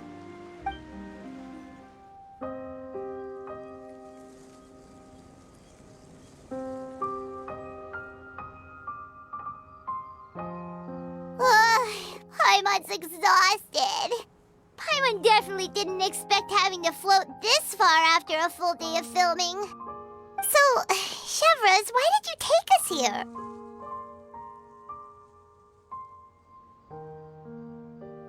Affirmative. It wasn't anything conclusive, but it should show us a clear way forward. Have you ever heard of someone by the name of Emily? Oh, you mean that famous perfumer? She's a good friend of mine. She's lent me her aid several times in the past to resolve some difficult cases. After I discovered the rainbow rose at the scene of the murder, I sent it to her. After all, she's probably the foremost expert on flowers and scents in all of Fontaine. And then? There was nothing remarkable about the flower or the trace amounts of soil left on it.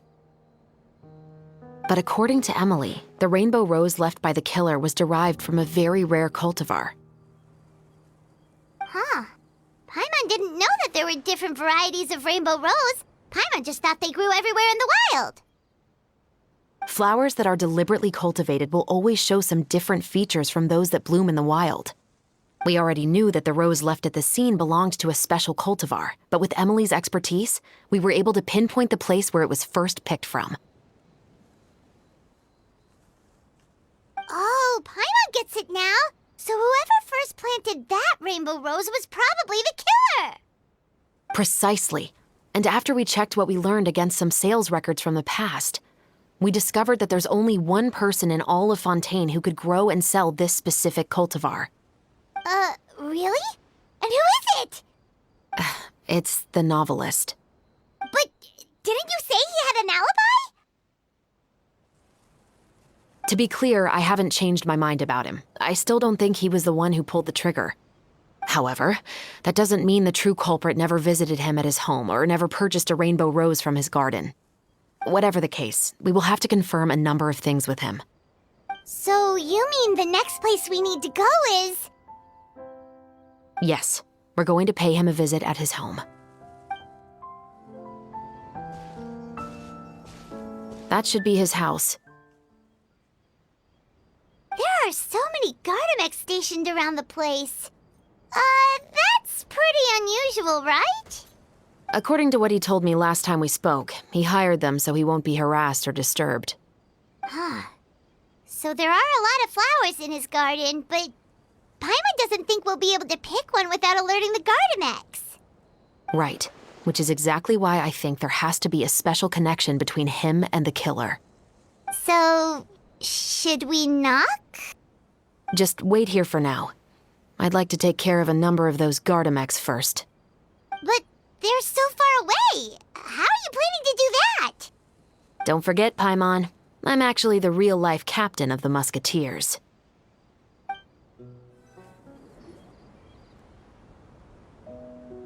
All clear. Let's go. Wait! Paimon's a little nervous now that we know he could be the killer. Can we go over our plan of action again? I'll go knock on the door and make sure it's safe inside. Once we're sure that we're in the clear, I'll ask him to come with us for a quick round of questioning at the guard's headquarters. But can't we just arrest him? We still have no evidence that he's the killer, or that he lent the killer any direct aid. Still, it would be appreciated if you could pick a rainbow rose from his garden for me while I'm talking to him. It'll help the Marachose Phantom confirm Emily's theory. Sure, no problem. Just be careful, Chevres.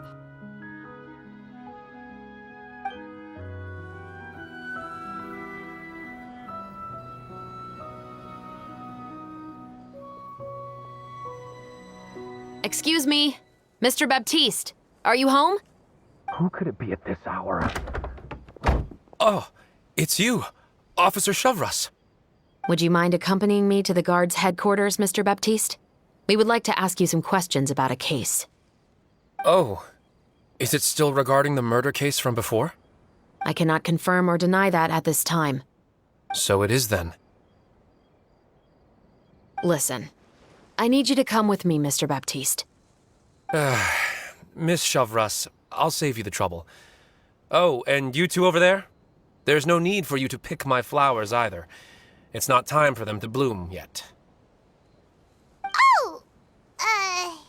Okay.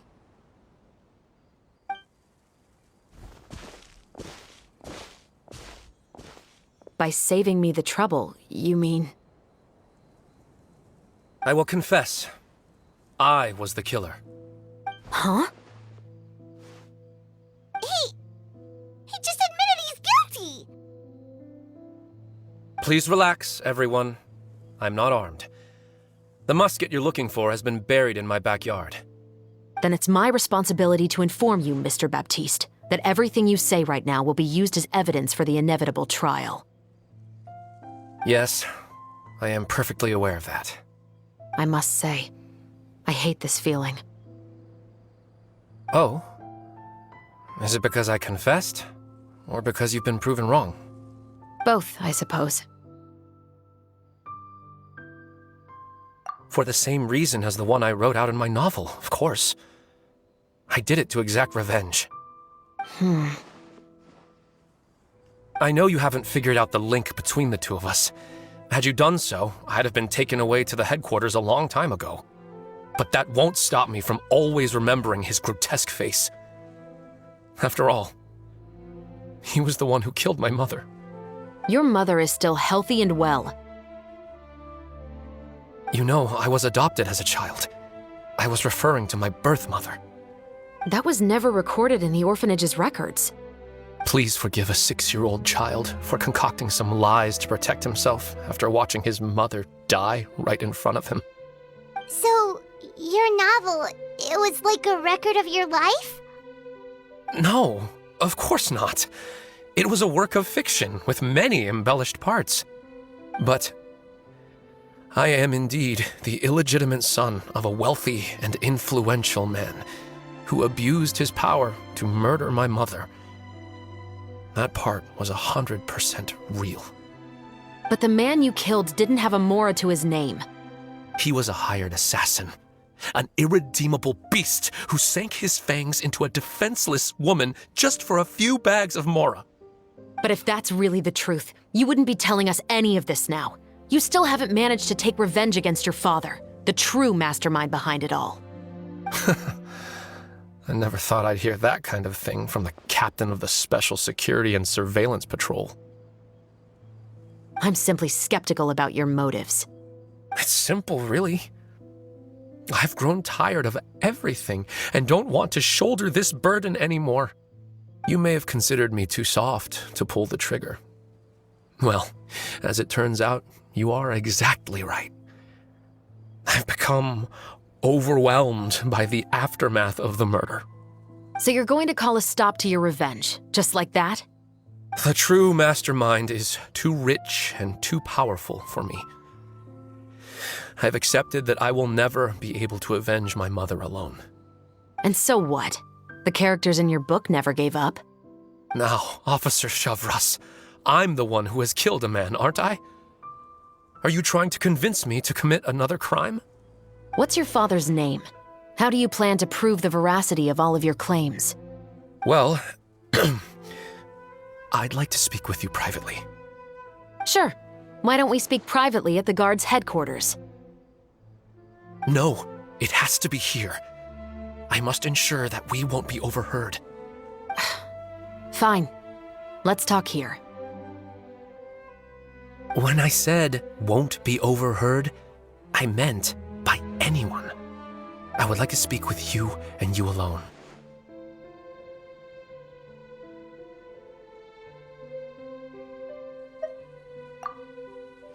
Thanks. I appreciate it. Please stay safe, Chevres.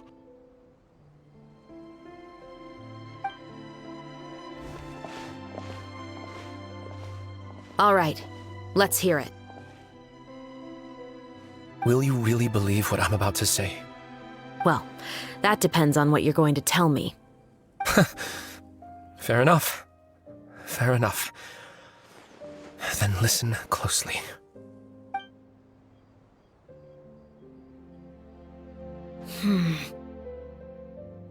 So that's how it's all connected. So, it seems you believe me after all. Do you want me to go public with this? No, of course not. At least, not right now. Then why did you bother telling me? You've read my work. What do you think? Even if you were to go public with all of this right now, he'd simply deny everything. It's been too long. Almost 20 years. Anything that could be used as evidence has long faded away. Even if there might have been a solitary island of truth once upon a time, it has long sunk beneath the waves by now. Justice will never find him. Not if you don't try. I know that as the captain of the Special Security and Surveillance Patrol, you will always stand on the side of justice. But do you really think a cushy life in prison really constitutes justice for him? I bet he could lead an extremely comfortable life in the fortress of Meripede. What are you trying to say? I've been observing you from a distance. Your portrayal of the musketeer was exquisite. Pull the trigger of justice against him. Let the villain get what he deserves. You want me to let you go so you may complete your revenge? No, Officer Shavras. I know that would be impossible. No. What I'd like is for you to perform the deed on my behalf. Oh, Chevres sure is taking her time. What could they be talking about anyway? Oh, Paimon's worried. What if he decided to attack her?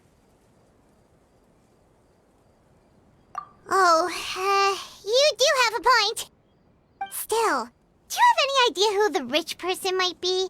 And why the novelist doesn't want us to hear what he's saying to Chevreuse? Sorry to keep you waiting, you two. Hey, how did your talk go?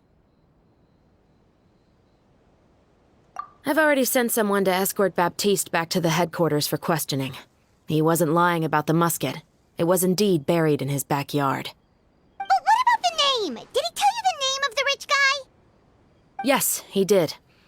But for now, I have to return to the Special Patrol. There are still a few loose ends I need to tie up.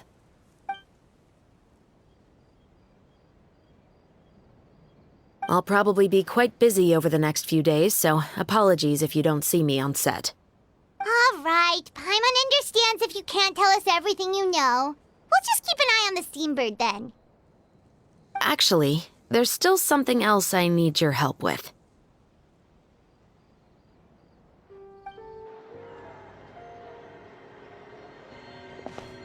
Good morning! Hayaka and I were just talking about you. Is Chevreuse still not joining us today? Probably not. We haven't seen her either. Huh? That's such a pity. Director Farina said that we've only got a few small scenes left before wrapping up the entire thing. She even said that she'll get me into a couple scenes, so everyone will have a chance to shine in front of the camera. We were also planning on having a victory feast once we're all finished filming. You can join us, right? If only Chevreuse was here. I still haven't taken a photo with her. I'm afraid that can't be helped. Those special patrol folks are like phantoms when they've got a case on their hands. But to be honest, I'm even more concerned by what I read in the Steambird earlier this morning. It said that the killer in the murder case was none other than the author of the Two Musketeers. Oh yeah, I heard about that too. He came forward and confessed his crimes, but gave no explanation as to why he pulled the trigger. We didn't know about this case at all when we joined the film. Is it going to affect the reception of our work? From a pure publicity standpoint, this will draw a lot more attention to our film. I have to say, though, that no director can be perfectly comfortable with garnering attention through means other than artistic skill. To be fair, I feel like that ship sailed the moment you allowed yourself to be named as the director on our posters. It's not my fault that I'm super popular. What was that saying again? My popularity has, Sunk to an all-time low? spread to the four corners of Teyvat.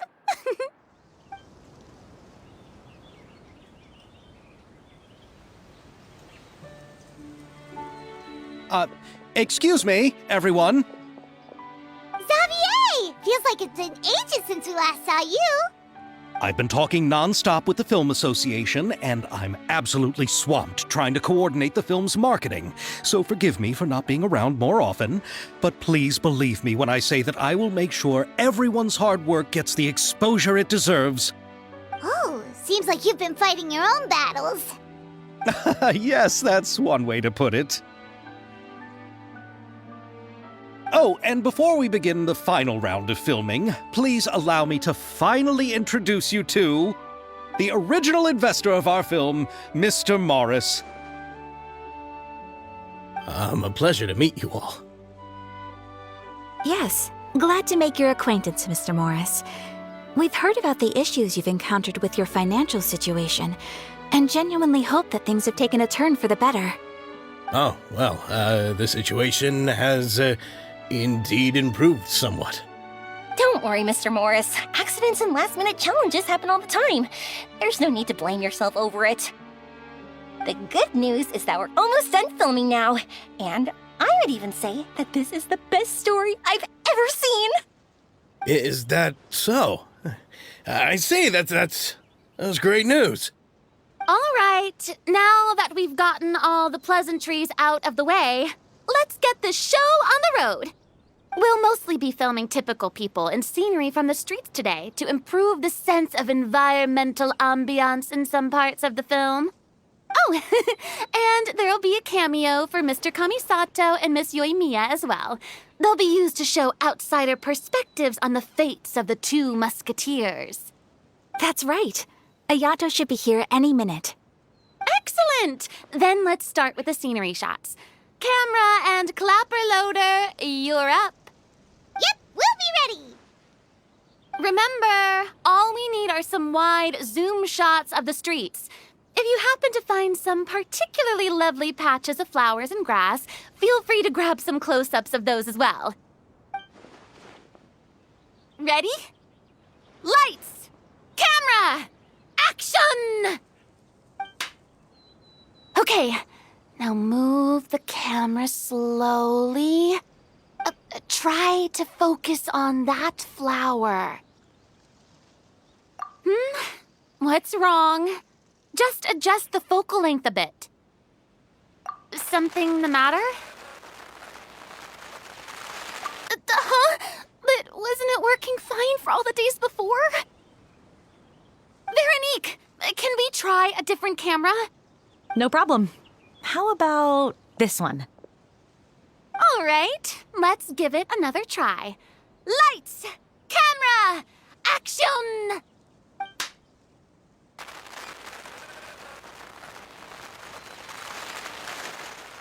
Don't tell me. This one is broken too?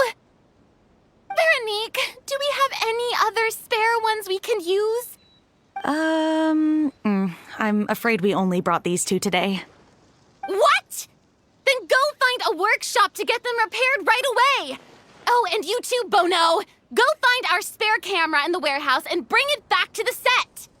On it. Greetings, everyone. My apologies for the delay. Is something the matter, Ayaka? It seems like there are some issues with the filming equipment today. We're stuck for the moment. I see.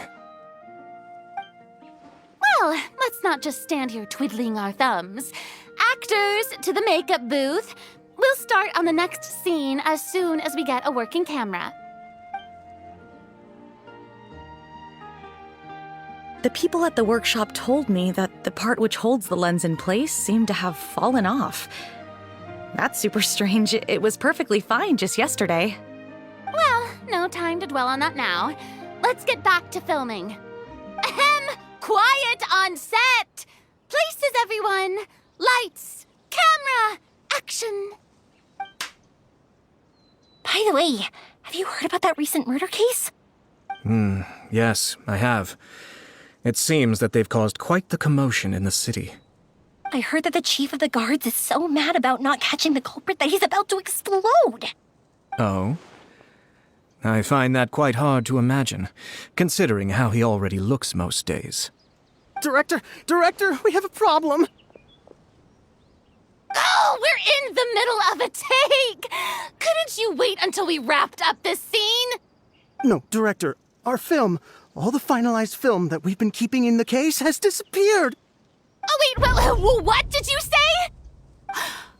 Mr. Bono, please take me to where the film was kept right away. I'm coming too. No, Yoimiya, you have to stay here. Oh. Okay, listen up. Everyone who's not working on this current scene can go with Bono to look for the film. Everyone else, stay put and wrap up the scene. Unbelievable. How could all these problems happen in just one day? We're back. How did it go? Did you find the film? We found it in the sewers. Huh? In the sewers? Is the film still okay? We discovered it just in time, so we should still be able to salvage it. The others are checking now to see if we lost any specific scenes. Oh, you scared me for a moment there. I nearly thought we had lost everything. I really don't want to experience that feeling of despair again. Okay, but who could have stolen the film and dumped it there? Could it be, some competitors working on other films? But to harass us, why wait until the last day? Okay, we don't have time to really look into it right now. Let's strike while the iron is still hot and wrap this thing up once and for all. Yeah, let's finish it.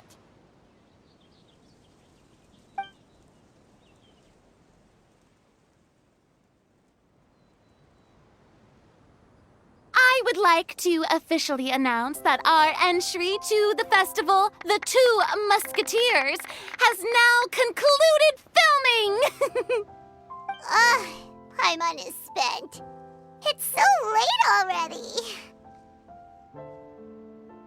Even though the filming process proved to be extremely challenging, everyone provided valuable and unique contributions to the final product. Thank you all for your dedication and support. And just like Director Farina, I would also like to extend my most heartfelt thanks to all of you. Really, you've all helped me so much. All right, let's save the awards speech for later and hopefully also get some rehearsals in before the real thing. Anyway, now it's time to party! Let's all make our way to the beach and have a celebration feast so loud and fun that even the blubber beast will want in. Hey, Ayato! How's your work been going? Everything went rather smoothly. Thank you for your concern. Ayato told me that we've already confirmed the dates for some Inazuma Fontaine cultural exchange events. So the next time we visit, we'll be doing so in our capacities as the representatives of the Yashiro Commission. Oh, that's great! Then maybe Paimon will be able to find Fontaine detective novels in Inazuma from now on. Oh, wait. Wouldn't Yaimiko get upset if that happens? That would be stealing some of her business. You've got a point. She's always complaining that light novels have become bland and too predictable after all. The cultural exchange won't only feature literatures of both nations, of course. We have also made plans for cross-cultural engagements in the fields of gourmet cuisine, toy making, and artisan craftsmanship. Wow, Paimon's getting super excited now! When the time comes, be sure to visit and participate in all the events. Farina! Oh, my darling clapper loader and camera operator, you've both worked really hard. Paimon thinks you worked even harder than us. Honestly, Paimon was getting a little tired of playing with the clapperboard by the end of it. Worst of all, Paimon started having dreams of you shouting, "Lights, camera, action!" into Paimon's ears. The actual dream can't even start until you've yelled that. Hey, if anything, shouldn't I be more grand and delightful in your dreams? We've been through so much together, and that's how your brain remembers me? That's not Paimon's fault. We've just used the clapperboard too much lately. Anyway, what's most important is that we wrapped the film. I'm pretty confident that we'll take first prize. Hey, no need to mention the official name. Wait, now that you mention it, if we did win the prize, would Farina just get a statue of herself? Come on, I don't need that kind of attention. Xavier can accept the reward on our behalf. But just imagine! Farina accepting the Farina Award and holding a Farina statue. I'm going back to my dessert now. You all can keep discussing that on your own. Chiori! Hey, you two. Are you not really into these kinds of big social occasions? Not particularly. But this is still better than Fontaine Fashion Week. But if this film becomes a big hit, people will definitely come flocking to your shop. Yes, that's highly likely. As long as the film can premiere as planned. Are you still worried about the case? That and all the obstacles we had to face today. You're right. It's as if all our bad luck just manifested at once. But why today of all days? No. No, it's nothing. We've already delivered the film to the editors, so there should be nothing more to worry about. How are you doing, Mr. Morris? You having a good time? Well, you could say that. Do you happen to know when the party is scheduled to end? Judging by how much fun everyone's having, I'd say probably not until well after midnight. Is there something that you still have to take care of at home, Mr. Morris? Oh, well, I'm just not a late night person, so I might take off shortly. Oh no! Silly me. I almost forgot something super important. Oh, what is it? I prepared a whole batch of fireworks for the party, but I forgot to bring them over from the warehouse. Fireworks, you say? Well, that's, truly a pity. Sorry things didn't go as planned. Could you help me carry them over, Mr. Morris? I won't be able to fetch all of them by myself. Me? Are you sure that you can't find anyone else? I just wanted to make this a surprise for everyone. The warehouse isn't far from here. We'll be there in no time. Pretty please, Mr. Morris. These are some of the best fireworks I've ever made. So I also want you to see them before you leave. They're stunning. I promise that they'll be a once-in-a-lifetime experience that you'll never forget. But... It's okay. Just come with me. If we're sneaky enough, nobody else will see us leaving. All right. The warehouse is right over here. I moved the fireworks there in advance, so it shouldn't be too much work bringing them back. It's still a ways away from the party. Sorry about that, Mr. Morris. It's probably because I'm used to carrying fireworks all the time, so it doesn't feel like a lot of work to me. It's dark in here. Wait here, Mr. Morris. I think the light switch should be somewhere over here. Why did I have to get roped into this? What was that?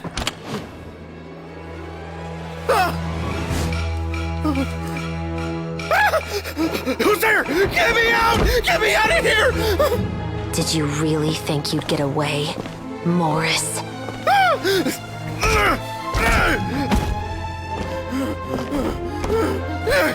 You've got the wrong guy! It wasn't me! I'm not the killer! You know, Eliza died a far more heroic death than this. She fought your assassin to the end, to save the children she had hidden beneath the floorboards.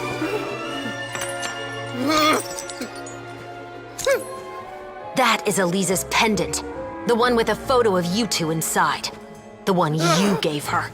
Ring any bells? It's a fake! It has to be! There's no way! No way your assassin didn't destroy it, you mean?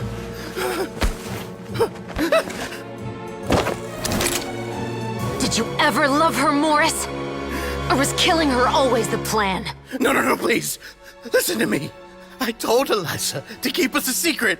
I paid her plenty for her silence. I never thought she'd keep the child. Everything was gonna come out, and I had no choice. She'd force my hand. No! I'm begging you. I have money.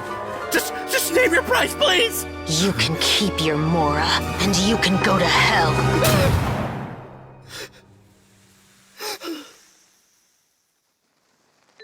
I'm Captain Shovraz of the Special Patrol.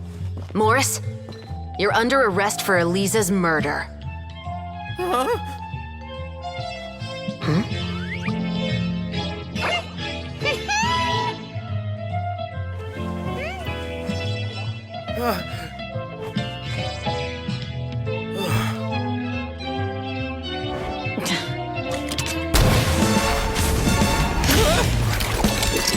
You're under arrest too, prop manager Veronique. Or perhaps I should call you the Second Musketeer.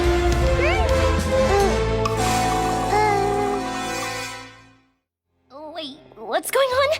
This wasn't in the script. Drop the gun, Veronique. Why? Why would you keep me from exacting revenge on this heartless monster?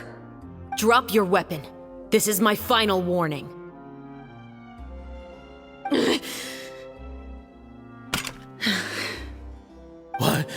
What is going on? Do I have to spell it out for you, Morris? Everything that took place just now was staged to get you to confess the truth. But this last part is all improv, of course.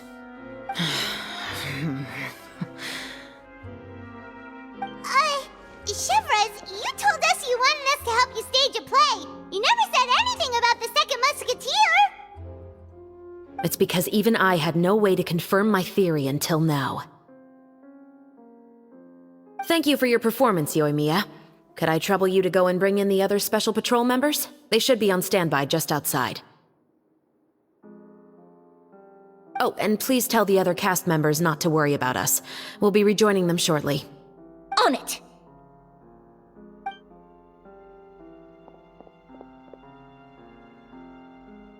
So what do you think, Morris? Care to talk about what happened 20 years ago? My patience is limited, you know. Don't force me to take you back to the interrogation room. I'd wager that you wouldn't last for more than a minute in there. With the recording we made, you have no chance of winning in court. Cooperating with us now is the most practical move. All right. I'll talk. I hired an assassin to murder Elisa. She once worked as a maid on my family's estate. She was very beautiful, and after some time I fell for her. We kept our relationship a secret and carried out an affair for some time, but it wasn't long before she became pregnant. And if my parents ever found out, they would have stripped me of my inheritance and status, driven me out of my home. I also didn't expect Elisa to insist on bringing the pregnancy to term. She even asked me to leave my family and travel far, far away with her. She believed that you were truly in love with her. I didn't have a choice. I gave her a large sum of mora, told her to leave the family and to get rid of the baby. But then years later, she sent me a letter. There were photos of 2 children, and she even asked if I could find some time to visit them. Huh? 2 children? Paimon thought Baptiste was the only... you mean... Even if she had the children against your will, you could have just ignored the letter entirely. Why kill her? I had just gotten engaged to be married to an heiress from another wealthy family. So if anyone were to find out about Elisa, my life would be completely ruined. I didn't have a choice. No. You always had a choice. You just made the wrong choice. Again. Do you know how it feels to watch your mother be killed right in front of you? My brother and I were hardly even school age yet. We were hidden beneath the floorboards, grasping each other's hands like a lifeline. We were so terrified that we didn't even know we could ever take a breath. All we could do was to watch Mother try to fight back, and then collapse to the floor. Even after the assassin left, we were still too terrified to leave our hiding spot. We thought that he might come back. It was only until the next evening when we finally climbed out and gathered around our mother. But she had already become cold and stiff to the touch. You made up your mind right then and there to bring this case to light. Not only that, we resolved to get our revenge. And that's why you became the Musketeers. No, that's why I became a Musketeer. The man from before was also killed by me. My brother had nothing to do with it. I figured as much. You did? I once told these two that he didn't look like a killer to me. His confession from that night also rubbed me the wrong way. I think what really tipped me off was, how could I not feel a sense of regret in him? Huh? He confessed faster than any criminal I've ever met, but he didn't say a single word about you.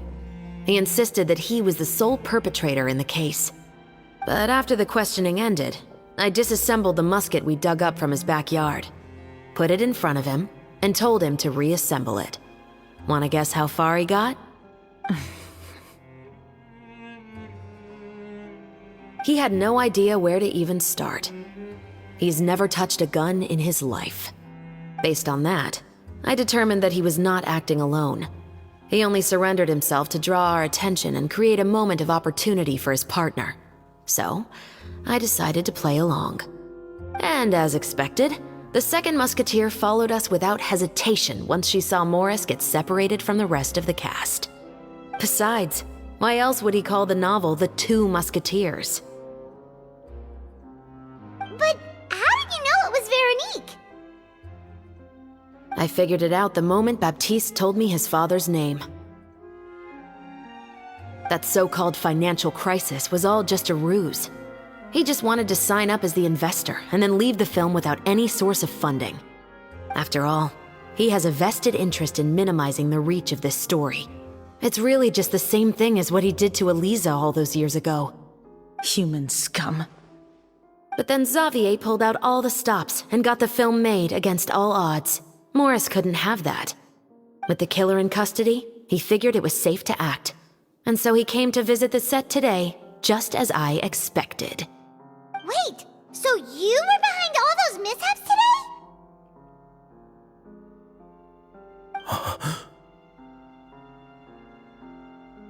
As for the identity of the second musketeer, I assumed they'd probably stay close to Morris and look for an opening.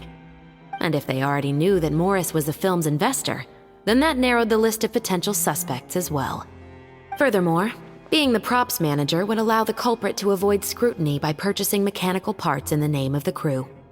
With that hypothesis in mind, I went back to check Baptiste's orphanage adoption records.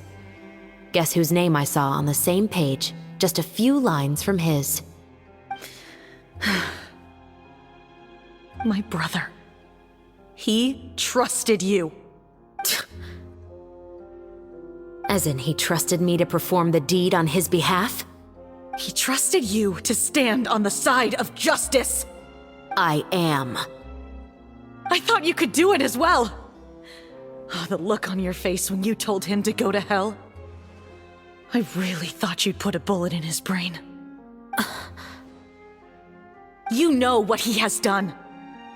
Are you telling me that you'd rather see him spend the rest of his life living like a king in the fortress of Meripede? I will never be able to forget the feeling of my mother's cold, lifeless hands. And you would call this ending fair? Is this what you call justice? I won't lie, Veronique. I did hesitate when your brother first told me about the truth. I wondered. I agonized over whether I should really put a bullet in his head.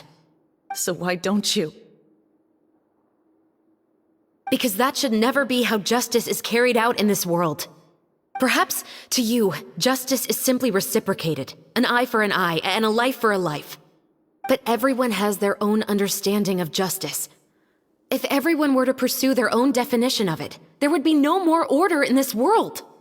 Today, you'll kill Morris, and tomorrow, his children may come for you. The world cannot render judgments based on a desire for revenge. That will only lead to a cycle of revenge, as well as the destruction of order and civilized society.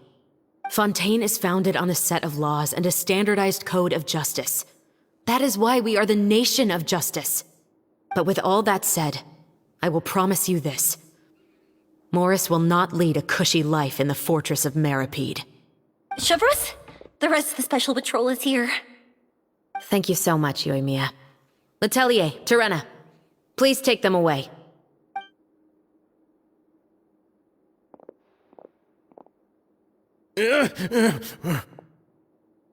I still can't agree with your reasoning. I know. Justice has not been delivered. At least, not today.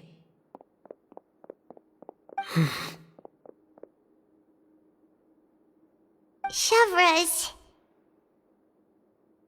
Let's go. We should give an explanation to the crew. Thank you for your concern. I'm fine.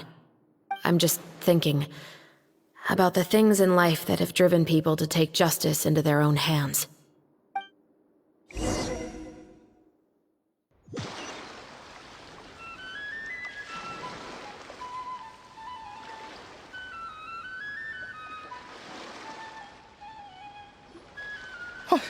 Who would have thought Morris would turn out to be... I'm at a loss of words. How could he have done something like this? I'm just glad that you're all safe and sound. Who knew that such a labyrinth of cases would be behind this story? Well, what should we do now? We have a finished film, of course, but should we still go ahead with the premiere? What do you mean? Shouldn't you be even more motivated to spread the word now that you've learned the truth? Chiori is right. I'd also like more people to see this story for themselves. But the real ending of the story seems to have deviated somewhat from the one in the script. Is that still acceptable to you, Miss Chevreuse? The call is yours. We still have time to reshoot an ending if that's what you'd like. No, it's fine as is. I like what we have for the catharsis. Romanticism is what gives works of art their appeal. Fiction is able to explore means of restitution that could never work in real life.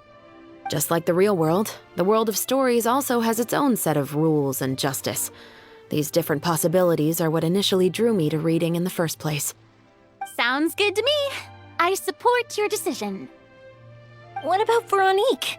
Will she be okay? She will soon face her judgment alongside her brother and Morris. If I had to guess, they'll probably all be sent to the fortress of Meripede. I'll make sure to give Risley a heads up about it. Oh, you mean that kind of heads up? Exactly. Ahem. All right, then the matter's settled.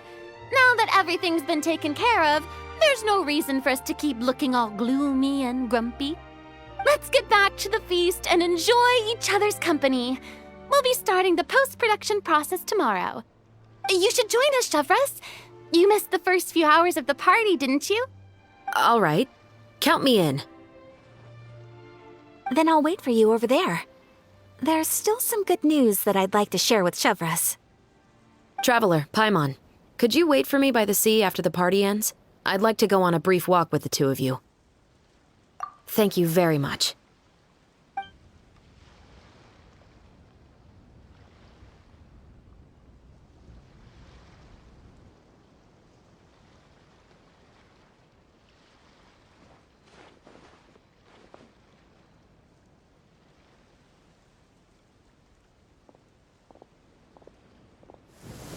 Sorry for the wait. Oh, we weren't waiting long at all. Is there something else you wanted to tell us? No, I don't have anything new to share. I just felt that since you were my investigation partners, I should have another conversation with the two of you.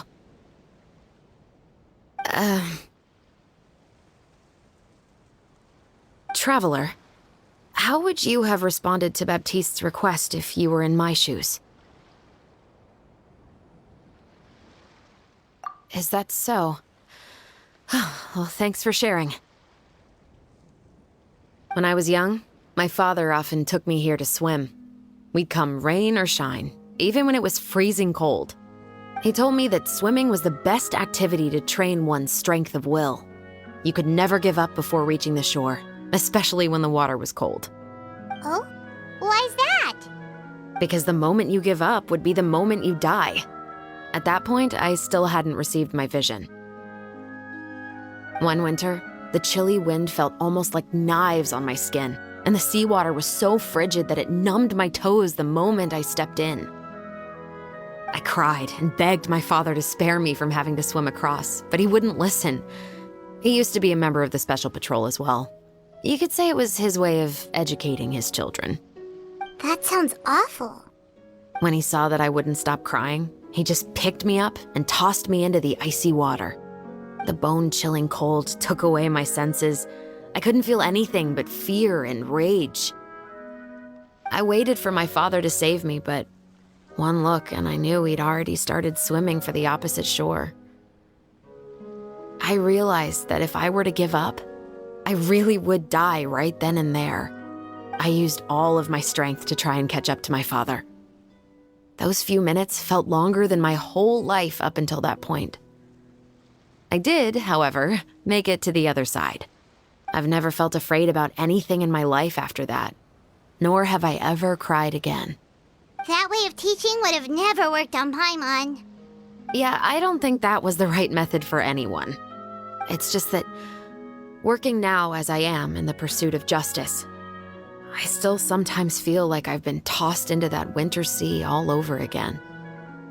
The anger and the helplessness. Chevres. But the worse I feel, the more I know to never give up. The alternative would be to forever lose myself among the waves. Anyway, how about a race? Neither of us will drown, but we can still see who swims faster. You guys go ahead! Paimon will grab the clapperboard to mark the start of the race. Whoa, that felt good. You were so fast in the water, Chevres! You were swimming even faster than Paimon can fly! So, about the Special Patrol, did you join because of your dad? Partly, but I'd say I was more inspired by the heroes I read about in stories growing up. Oh, so it's due to your love of stories. Of course, it was only after I joined the Special Patrol that I learned that truth is often stranger than fiction. Come on, let's walk a bit more.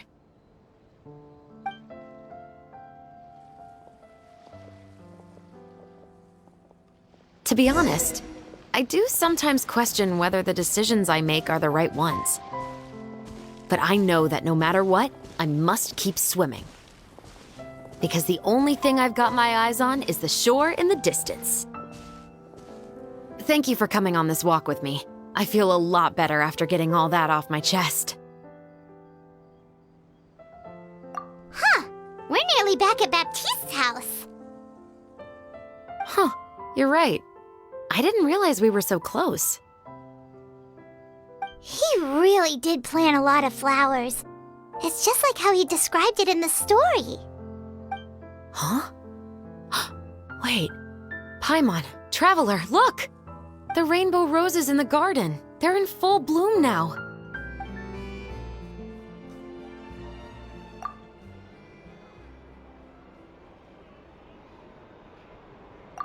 Xavier, it's been a while. Hey there, you two! Sorry I've been scarce. I've been buried in marketing and preparing the film for release ever since we wrapped post-production. The award ceremony is today, right? Paimon wonders if we'll win the Farina Award.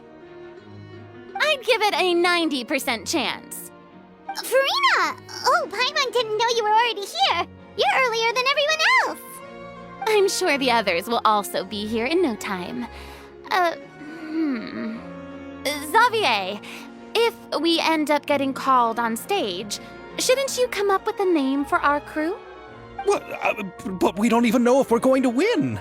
I wouldn't want to jinx our chances by celebrating early. Just open your eyes! Surely you've seen the audience's reactions to our film. We've had nothing but critical acclaim. You've also had conversations with the Opera House's operating staff, right? Didn't they want to increase the number of showings? With the mora you've made from the box office, you can now open your very own film company. But that's all credit to my amazing crew. You've all helped to make this a reality, so I can't be the only one asked to come up with a name. Well, give it some thought.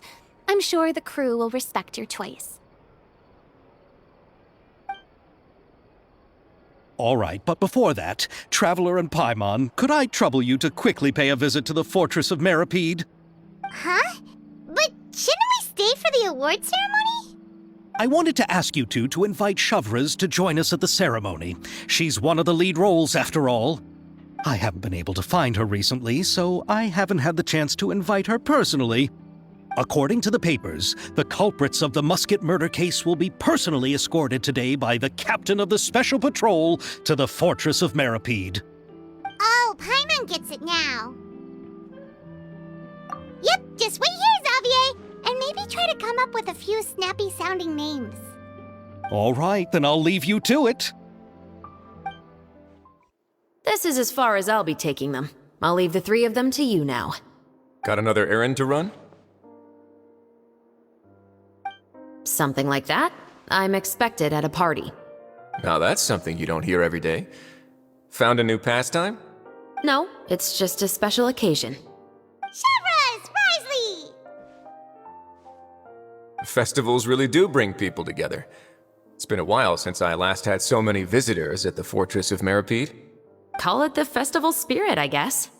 Yeah, you could say that.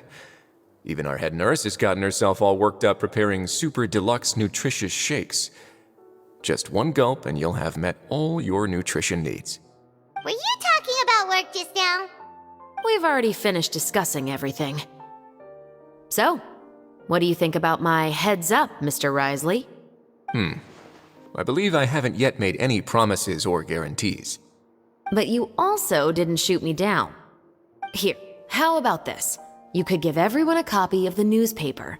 Perhaps on the day when the cover story happens to, oh, I don't know, expose a certain someone's misdeeds from 20 years ago? I suppose then a certain someone may soon find himself the most unlucky person in the Fortress of Meripede? While another 2 people will soon be hailed as heroes. Speaking of heroes, did you two need something from me? Actually, we're here for...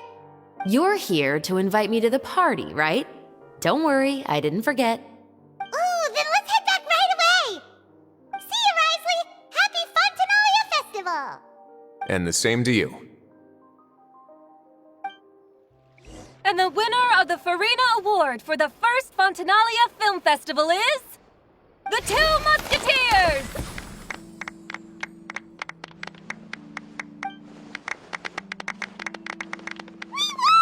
We really won!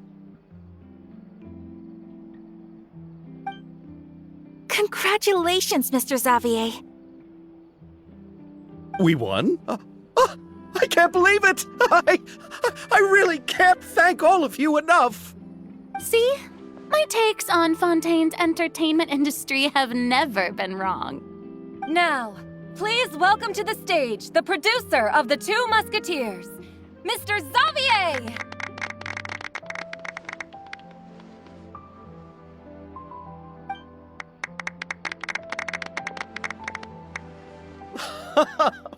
Thank you! Thank you all so much for your recognition and support. While I'm up here, I would love to give special thanks to... Time really flies, huh? It certainly feels that way. It feels like it was only yesterday when you were teaching me to hold a musket. Will you come back to Fontaine again? Of course! I'm very fond of this city. There are so many novel and interesting things that it's been hard to keep track of them all. But how about you? Would you be interested in visiting Inazuma? I can't say the thought has crossed my mind before, but I'd be willing to consider it now. I will be eagerly awaiting your visit. It would be wonderful if you could visit my home and enjoy a taste of our tea and desserts. Yeah, let's keep in touch. Did you accomplish all you came here for? Yes. And you should visit Inazuma again sometime. How has Ogura and her business been? To my knowledge, she's doing quite well. Tell her I said hi. I certainly will. I heard the thunderstorm has stopped. Yes, and the war has also been brought to an end. Peace and prosperity has returned to the islands. I quite like the sound of that. Perfect for hanging textiles out to dry. I'd like to offer my thanks again to the entire cast and crew. Without you, I would have never completed this film, much less had the opportunity to be standing on this stage. With the support of my entire crew, I would like to officially announce our film company, Musketeer Pictures. Woohoo! That has a really nice ring to it. Then in that case, let's please welcome all the members of Musketeer Pictures onto the stage for a commemorative photo. Oh, Paimon didn't know we'd also be taking pictures. Director Farina, I believe you are the most deserving person to raise this trophy. Huh? No. There's no need. It's so embarrassing. It's an honor the director deserves. Yes, I agree. Just accept that you're not getting out of this. Ready, everyone? 3, 2, 1. Musketeer Pictures!